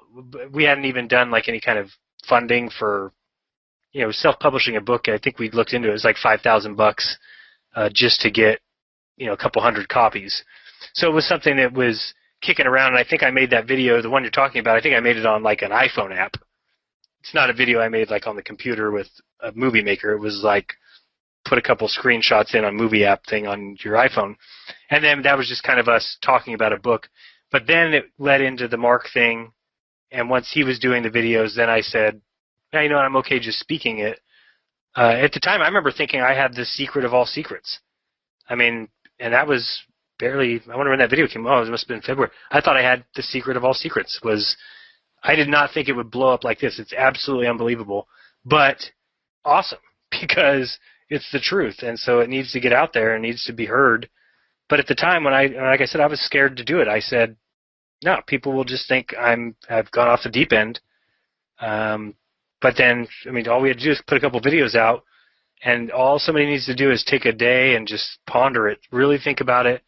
You can't just pass us off as idiots and move on. It doesn't make any sense. You're the same thing that they all got mad at the popes for doing is the same thing that they turn and do, and they don't see it. They all talk about, oh, the popes were so evil because they wouldn't listen to Galileo because his idea. It's like, what is different here? You're just saying you already know the truth and we're idiots, and that's what the church was saying. You know, they wouldn't want to listen to anybody else. Nope, we already know it. Get out of here. You can't take your proofs elsewhere. And it's the same thing. They're doing the same thing. Look at peer review. Science peer review is the same exact thing as the popes all getting together and saying, do we accept Galileo's thing? No. Okay, tell him he's Inquisition. You know, he's got to go to his house and be grounded. That's the exact same thing. Is the scientists all getting together? Do we accept this paper? Well, no, we all believe in relativity. Okay, well, pass it. They don't look for truth. All right, then, well, one final question from me, and then we'll go around the round table. We've got more than 70 people watching live. I appreciate you all coming out.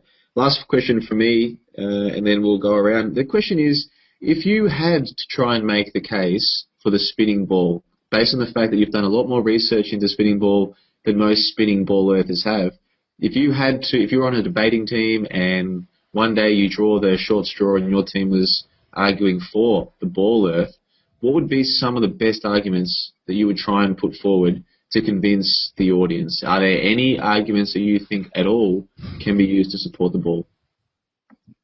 Man, right now it would only be the boats going over the horizon in the ocean, because I was a big believer in the fact that you could zoom in on that boat, and you can. You know, if you lose it out of your view, you can zoom in and catch it again. But now if you keep watching it from that point, it does hit a point where it appears the bottom melts in. Now, like I said, I explain that by the water's going up from my feet to my eye level. And I think that there's other, the mirage bits of water where it looks like it's all choppy waves out there, but it's not. It's just a mirage. And so for me, that's, if I was going to argue it, I think that's their only argument that even makes sense, and that's why it's their go-to. I mean, what else do they bring up? And the reason why is because that one can never really be proven. I was even telling my wife the other night, I'm not even sure that the people in the early days or 1500s or 1600s knew that what they were doing was wrong. I think that the evidence that they saw led them to believe it was a ball Earth. I think that when they saw boats go over, it's not like they knew what was really happening and masked it. Now, granted, as time went on, somebody might have caught on and said, whoops, we got to hide this, we screwed up. But I don't think in the beginning, I think that they really thought the boats showed them clearly. You look at any old book, right? That's what they all go to, is why do we see the sail first? Why do we see, the sail disappear last? So, but I don't think there's any other evidence that, I certainly wouldn't use gravity anymore. I wouldn't use, there's nothing else that makes sense. That one's the only one that I've been trying to really get at myself, because there's something going on there that's weird.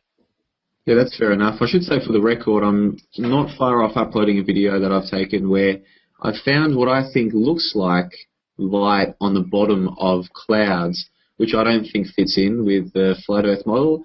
Eric gave me an answer on last week's show, and I'm still trying to get my head around the answer. Sometimes it takes a while to get your head around the flat Earth model, so I'm not rejecting his answer straight away. I'm still trying to get my head around it, but I do like to ask flat Earthers, if you had to make the case for the ball, what kind of case would you make? And I think most flat Earthers could make a better case for the ball model than spinning ball model believers could, because most people who believe in the spinning ball have never actually looked at it objectively, which is why they give you nonsense answers like water going down the drain the wrong way, or sticks and shadows, or Coriolis, or all of these terrible arguments. Or they'll even say it's daytime over here in San Francisco. How is it nighttime over there then? It's like they still go back to these little ones. Like, can you at least watch one of my videos before you make a comment on them?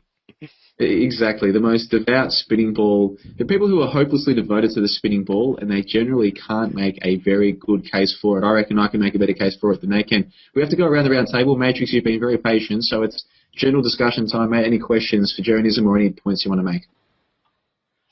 Yeah, okay. I think, regarding the boats over the horizon, I think it's an issue due to the horizon and limitations of vision and vanishing point and dynamics of perspective. And I've seen various videos on this.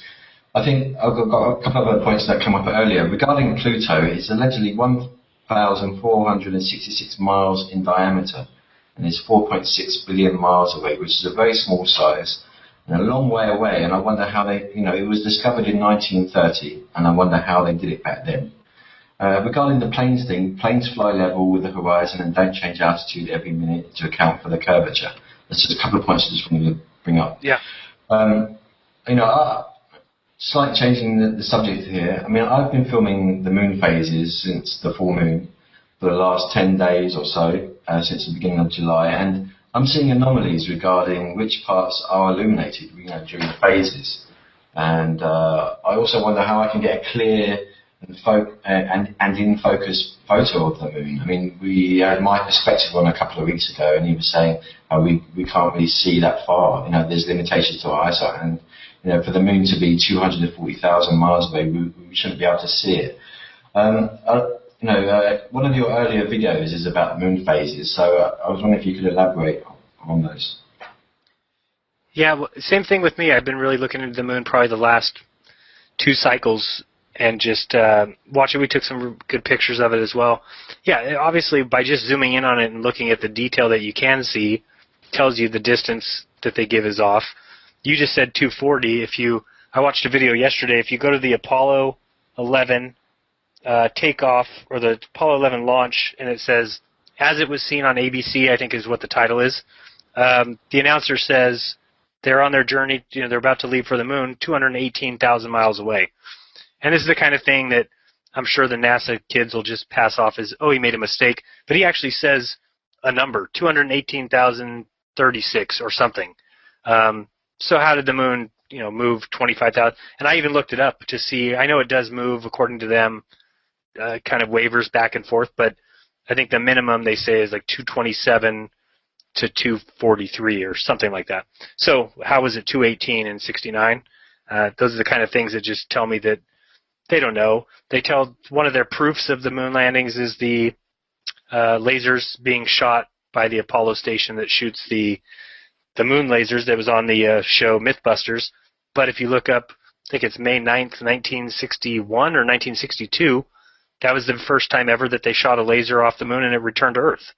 So 7 years before we even went there. So obviously you can return a laser from the moon without mirrors there. So how then they just go around and claim that as their proof? Those are the kind of things I'm talking about. That's a lie because you've already done it without the mirrors. So then to go to that and say that's your proof, it's clear deception. Yeah, I mean, what are your thoughts on the phases of the moon and what we can see from it? Yeah, I don't think it works either because my big thing is I can't grasp the idea of we wouldn't be able to see a new moon when it's supposedly got its backside showing, well, the sun is behind it and lighting the side we can't see. I still think that there would be a dark spot in the sky, especially during eclipses. And I actually got sick of watching those because every single eclipse on YouTube is doctored, it's cut up, it's edited, they all look different. But when that moon comes and gets in front of the sun, you never see it till it first gets its first little black edge over the sun. They all will show the thing going, and then all the light will go out, and then all of a sudden all the light illuminates. And all those things, I mean, if you watch them, I guarantee you, pick out five eclipse videos after this call, watch all 5 of them, you will see that they're either cut, they're edited, they're those weird colors. Sometimes you'll see that orange disc, like that's not what the sun looks like. So everything is, and I don't know enough about them to say they're being faked or they're being hidden. Or somebody wrote me an email yesterday that said during the eclipse they're changing the light of the sun, changing the bulb. I just responded, thanks. Now I got to look into that. But I was, hey, why not? They're doing something up there. So maybe that's when the sun needs to have its light changed out. Right. What do you think about you saying the solar eclipse is a result of the moon moving in front of the sun? But what do you think about Eric DeVay's idea that it's Rahu or the black sun and the possibility of that? Well, where is it 10 minutes before it goes in front of the sun? Is it like invisible? Is that what he thinks? I don't even know what his thought is on that. Okay, it's just something that Eric Dume talks about, and it's an interesting hypothesis regarding whether it is the moon actually causing the solar eclipse or not. Yeah, and see, that's something those are the kind of things where I wish everybody was out there. There's so many things you could test. I feel like if somebody just concentrated on that for one cycle, just by tracking the moon, you should be able to know exactly where it is throughout the day and know exactly if that is the moon that's going in front of the sun. Something I haven't done yet. It is on that planetarium site that I use. You can see the moon coming around, and that's what I think causes the eclipse, but I haven't looked into it enough to say one way or the other. But I don't know about any black sun or things like that unless he's saying it's invisible, because where is it 10 minutes before the eclipse? Yeah, there's also the idea that you can see through the sun. I mean, the photos I've been taking of the sun in the day sky, it appears to be semi-transparent, and I'm not sure whether that's a lighting effect or not. You mean the moon? Yeah. I mean, when you I think you can see through it. Yeah, we've taken pictures. During the day, yeah. When you photograph the moon during the day, you can see it blends in with the blue sky. Absolutely, yeah. I've got some movies. Actually, I'm going to load some today of crazy things we've seen with the sun and moon. Definitely there's one we have of the moon that looks like it's got some, the lunar wave that Crow recorded. We have something kind of similar, but happening like multiple times. It certainly can't be our camera because I've never seen it before, but it does look like it changes from what we've watched. It's not correct in its tilt where it should be based on what they tell us and where the sun is, and it's really kind of hard to grasp sometimes, because I don't think whoever it was that said that the phases don't match, we've been seeing the same thing, that it's certainly not following any kind of pattern that makes any sense. I don't think that the light from the moon is from the sun. I don't know if a lot of people will agree with me on that, or if I'm kind of alone in my thought on that, but I did do the test with a thermometer and a magnifying glass, and I sat outside for 10, 15 minutes and put the moonlight right on that magnifying glass, and it didn't budge. I'm sorry, put the magnifying light of the moon onto the thermometer, and it never went up. So it just tells me they can't be sunlight. They have different properties. They do different things. One dries and the other one putrefies, and one's damp and one's it's a different kind of light. It's a different kind of heat. The moonlight's cold. It's you can feel the chill. It's certainly not warm. Or even they say, they say it reflects 14%. I think that's the number they say. Even that, you should be able to feel the heat of 14%. If that's what's being reflected to the Earth is 14% of the sun's light, how would you not feel that as warm? How can I take a magnifying glass for 10 minutes to a thermometer and it not budge? So it is weird, because it certainly makes sense the way they describe it. So that's why you're like, well, no, it makes sense. That's the way it works, because what we can see. But if it doesn't meet the other bits of reality that we see, then you got to toss it out. Cool. Dave, allegedly Dave, or deep inside the rabbit hole? I've got a couple questions. Dave, I'll let you jump in right after me. I'll go real quick. The moon phases, we're told that the moon is just far enough away from the Earth that the gravity won't pull it in, but the gravity of the moon is strong enough to pull on the tides, but the greater gravity of the Earth isn't strong enough to pull the moon in, whatever. The sun has well, whatever is the best explanation. That's a good explanation. The phenomenal gravity is even stronger, holding the Earth, holding everything. How come when the moon is going away from the sun around the Earth, the sun isn't slowing it down, and when it comes around the other side, going back towards the sun, it doesn't speed up, because all of this gravity reacting. My I don't want to say belief, my suspicion, I'm leaning towards the idea that the moon, I believe in the electric universe. I'm studying it, learning more about it. It makes a lot more sense than the global ball Earth theories, and that the electromagnetic force of the moon pulls on the tides. And, if you do the experiment, if you put your faucet on a light stream and you get a balloon and rub it on your hair, get it real static, you put it next to that stream's going to bank a left on the way down. It's going to wrap around the balloon without ever touching it, just from the tug of the electromagnetics. That's perfect, because what we saw last night, when you right now said it pulls on it, I was like, I don't think it pulls. What we saw last night, when both the moon and the sun set away from me all the way to the side, that's when we got the tide that came back in and ate the phone. So I think it pushes.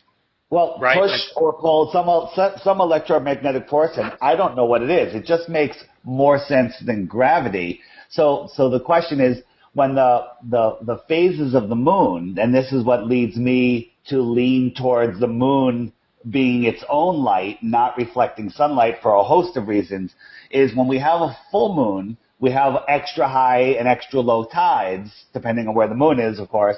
Why is that? The moon's still there. It's just lit up by the sun from the side or behind. What difference does it make? And wouldn't a new moon, with the sun and the moon lined up from our point of view, make a massive tide? And when it doesn't, it's the full moon that makes the biggest tide, where you have the sun on the opposite side of the earth. It should kind of equal out or negate some of those magical gravitational forces. It doesn't make any sense. So when you have a quarter moon, a half moon, a crescent moon, that's a lower tidal force. And when you power up the moon full capacity, full moon, you have these massive tides. It really makes a lot more sense than anything else.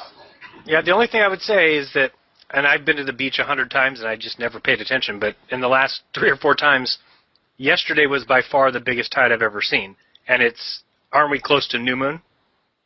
So, because the moon and the sun were very near each other, they both set around the same time. So I'm wondering why that was the biggest tide I've ever seen. Well, that makes a lot of sense, because the sun, if it's gravity that's pulling on the tides, why wouldn't the sun's gravity pull on the tide also? But that's what I'm saying, yeah. Yeah, but the sun, my understanding is that it is an electric infinite energy source of some sort. I don't know where it's coming from. I don't even know if it's a physical object, but that's pulling on the tides also. So when you have the sun and the moon together, you could have some high tides. There's a lot to it. The whole gravitational thing doesn't make any sense. And then getting back to the eclipses, the reason, what are we told about eclipses? What's the one thing we're all told about a solar eclipse? Don't look at it. Right. Don't look at it. That's what we're indoctrinated. Don't look at it. Whatever you do, don't look at it. Don't put a camera at it. Don't point a telescope at it. You'll burn your eyeballs out. You'll be blind forever. Right? So don't look at it and you can see. Look at it and you'll be blind. The opposite is true. The truth. I'm sure you can, put a telescope in your eye and hurt your eye with a lot of light. I wouldn't do it. Yeah. Getting just back to John's question, don't you think the best argument for a ball Earth is, you're a moron for thinking it's flat. You're an idiot. Science proves it. Right. Oh, there you go. That's the best argument. That's the best argument. All right, John, go ahead. Or Dave. Dave, you're up. Oh, okay. Well, I just wanted to make a couple of comments about the moon before asking a question. Looking into the moon and this idea that it's self-luminous, I found a 19th century physicist called Macedonio Melloni in 1846, and I'm going to quote from his book here. It says that it is well known that visible light from the moon is a result of reflected sunlight, but careful measurements with a telescope showed that the moon radiates energy in the infrared, which is quite different from reflected light from the sun. In fact, this infrared radiation is not reflected sunlight, but light emitted by the moon itself. So back in the 1800s, they knew that the moon was emitting light, not reflecting it, which is very interesting. And also, talking about the moon and gravity, while you guys were talking, I just had an idea, and I've just been searching on YouTube to figure out the numbers. But the moon is supposed to be moving away from us at 1.48 inches per year. And it was apparently formed 4.5 billion years ago. So that means, and I worked this out, in that time it's moved 66.6 billion inches, funnily enough. So that works out to be just over 100,000 miles, 105,000 miles. So, for millions of years, the moon was 100,000 miles closer. So how does gravity work? If shouldn't the mutual attraction at that distance have pulled the moon into the Earth? I mean, gravity doesn't make sense when you actually look at it really, really closely. So there were just two comments I had. The question I wanted to ask Jeremy is, this whole idea of for me has been a complete revelation. It's changed the way I look at my life. How has it affected you? How has this knowledge affected you? Oh, I think it's immeasurable, really. Like I said, I was at a place where we were fed up. It felt like everything, and not that everything's not a lie, it still is, but we just felt everything was a lie, and it was a lost cause.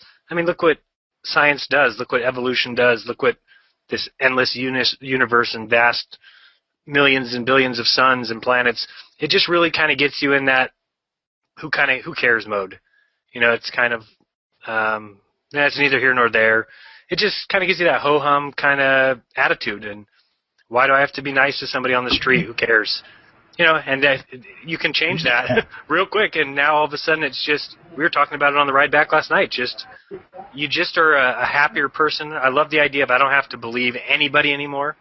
I felt like you had to believe what you were taught in science. You had to believe what you were taught in school. You had to believe what your preacher taught you. And to tell all those guys to stick it feels good, because all you got to do is prove it to me. Proof is self-evident. And if they can't, then I'm going to go off what I feel is the best evidence.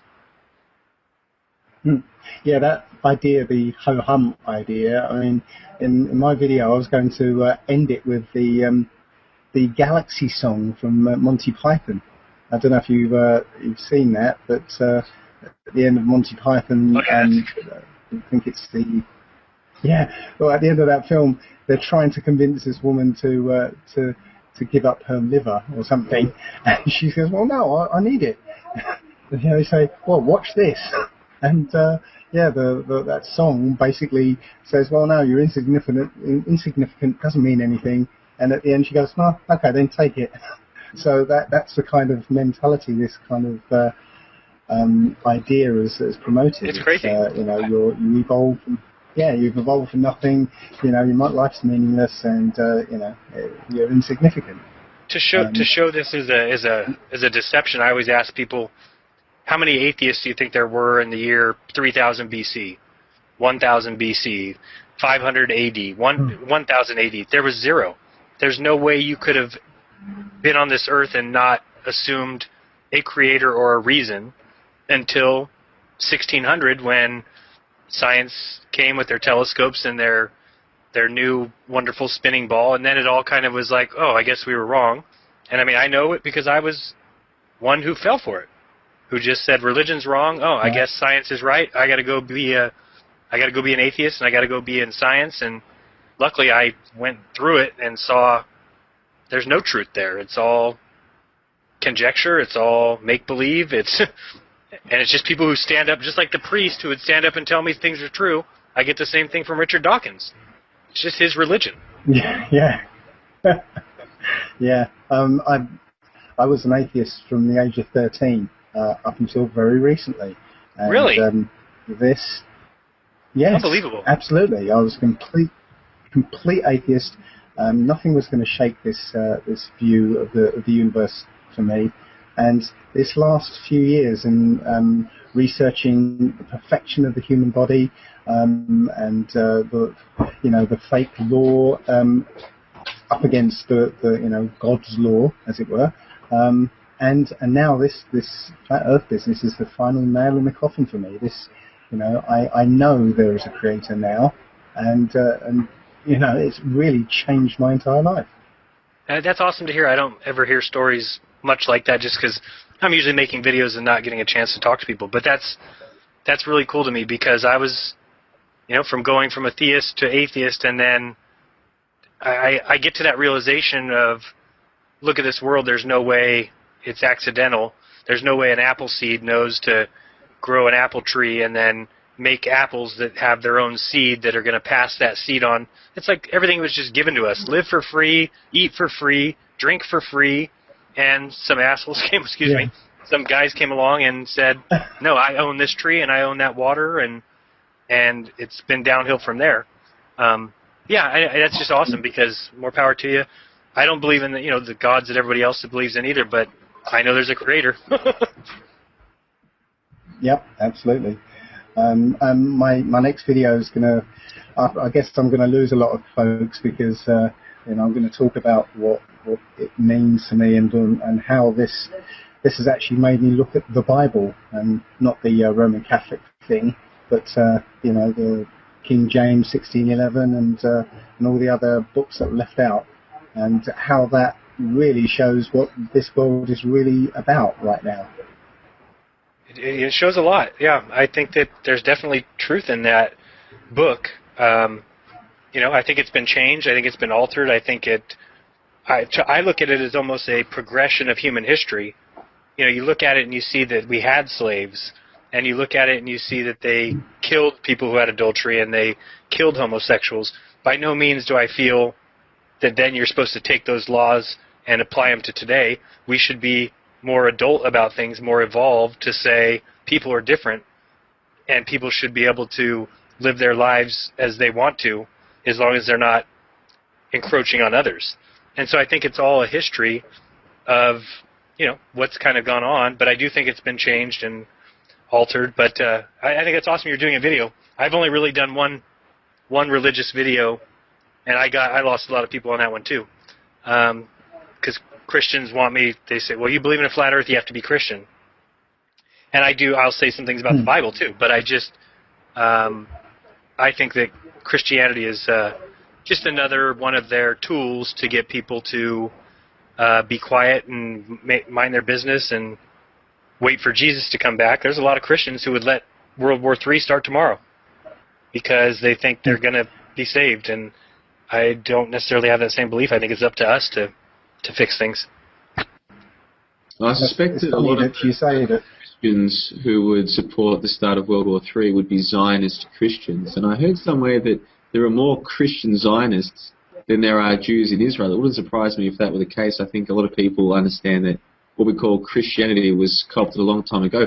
I could talk about it all night, but we're already well over time, so we're going to get to our final thoughts. Just before we do, from the live chat, Max Malone says, this is going back a little bit, that some people seem to think that we need all the answers to believe in flat Earth, but the globalists have huge problems with their data, and it's no problem. We see this all the time. People will find one or two problems with the flat Earth model and say, well, I believe in the ball, but that's what we call a non sequitur. Just because you have one or two problems, or 3 or 4 or 10 problems with flat Earth, or 100 problems with flat Earth, doesn't mean you then have to believe in spinning ball, because there are plenty of problems with spinning ball as well. And there's this false dichotomy out there of, well, there's parts of flat Earth I don't like, so I'm going to believe in the ball. Well, guess what? There's parts of flat Earth that I don't like either. Doesn't mean I'm going to believe in the spinning ball. That's just ridiculous. Now, we've also got a question, one more question from the live chat, Jaron, and then we'll get to our final thoughts. And it's from Stay Clint, and he says, Jaronism, you said that you thought you'd found the secret about the flat Earth even up until February, but when did you first hear of Eric Dubay? Oh, I probably heard, that was probably November, or, yeah, I would say it was November of last year, because that's when I went to his site. And I was looking, at that time I was looking at Apollo stuff. Yeah, fair enough. Well, we like to be interactive with the live audience. We've had up to 80 people watching live tonight, and we appreciate them all coming in. I'm sorry that I couldn't read out more questions, but it has been a very hectic show, and it's gone very quickly. So all we like to do is go around and give people a chance for final thoughts. We'll start with you there, allegedly. Dave, unfortunately, your internet cut out for a little while there, so you did leave us a part of the show, but hopefully you managed to catch most of it. Any final thoughts for episode 6 with a special guest of Jeranism? Not really. I mean, I did my little bit of a rant a minute ago, but it's been great to have you on, actually, Jaren. It's an actual honour because, as I said, your videos have been quite an inspiration to me. So thanks a lot. I appreciate that. Thank you. Well, we'll go over to Spain there. Matrix Decode once again. I don't think you and I got to speak quite as much tonight as we did last night, but that's okay. That's what the impromptu chats are all about. You and I get our say in there, but what are your thoughts to wrap it up for our 6th official episode of the BESR? It's been a good show. It's been great to hear Jeranism's thoughts and answers to our questions. So thank you, Jeranism. And I look forward to your upcoming laser experiment. Me too. I hope there's no waves eating phones today. All right, then over to New York, David Weiss of Deep Inside the Rabbit Hole. Another enjoyable episode, I hope. Any final thoughts? No, it was very good, always informing, new information. It's, I am, you were accusing me the other day of not being a ball earth skeptic, and I believe that I am, although I believe the earth is flat. Like if you said, hey, you can have $100 if the earth is flat, or $10,000 a week for the next 100 years if the earth is a ball. Pick one. I'm going to go for the 100 now because my belief is really strong. I'm still looking for evidence. Haven't seen any. Yeah, I look for it too. I tell people I'm willing to change tomorrow. Just show me the 700-mile curve down the middle of the United States. We have tools to measure things. Right. I'm not married to, I don't have an agenda to prove the earth is flat. I just want to know the truth. And there is no proof of a ball earth other than you're an idiot, you're a moron. Of course the earth is a ball. Look at the globe. NASA, science. Logic. Logic. NASA, science. That's the best proof I've heard. All right, thanks, Dave. And I guess we'll go over to you there, Jeranism. Thank you so much for taking the time to join us tonight. It's been terrific to have you on board. Plenty of good questions, plenty of good answers. The listeners have to take all this in and make up their own minds about everything. That's what we recommend they do. Any final thoughts you want to leave us for episode 6, and can we expect to see you on the show again at some point in the future? Yeah, I'd love to be back. I think I heard some things, too, that always make me think. And I just think that I've learned so much just in getting out there and taking pictures and talking to other people, and that's what I wish everybody would do, because I really think that we could get to the bottom of things. It may not be every fact, but it's like you said, they don't have every fact either. I see a lot of people answering questions for others in forums or in comment sections on YouTube, and I really do not like to do that so much, because you really want those people to find out on their own.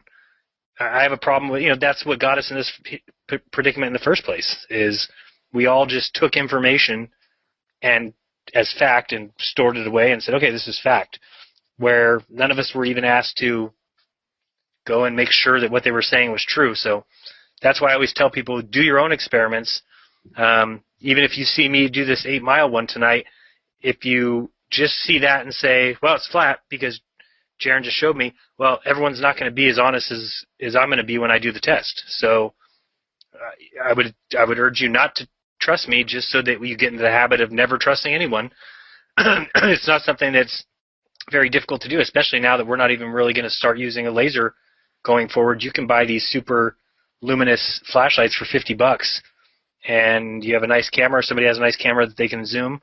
You can prove it for yourself at 4, 5, 8, 10 miles.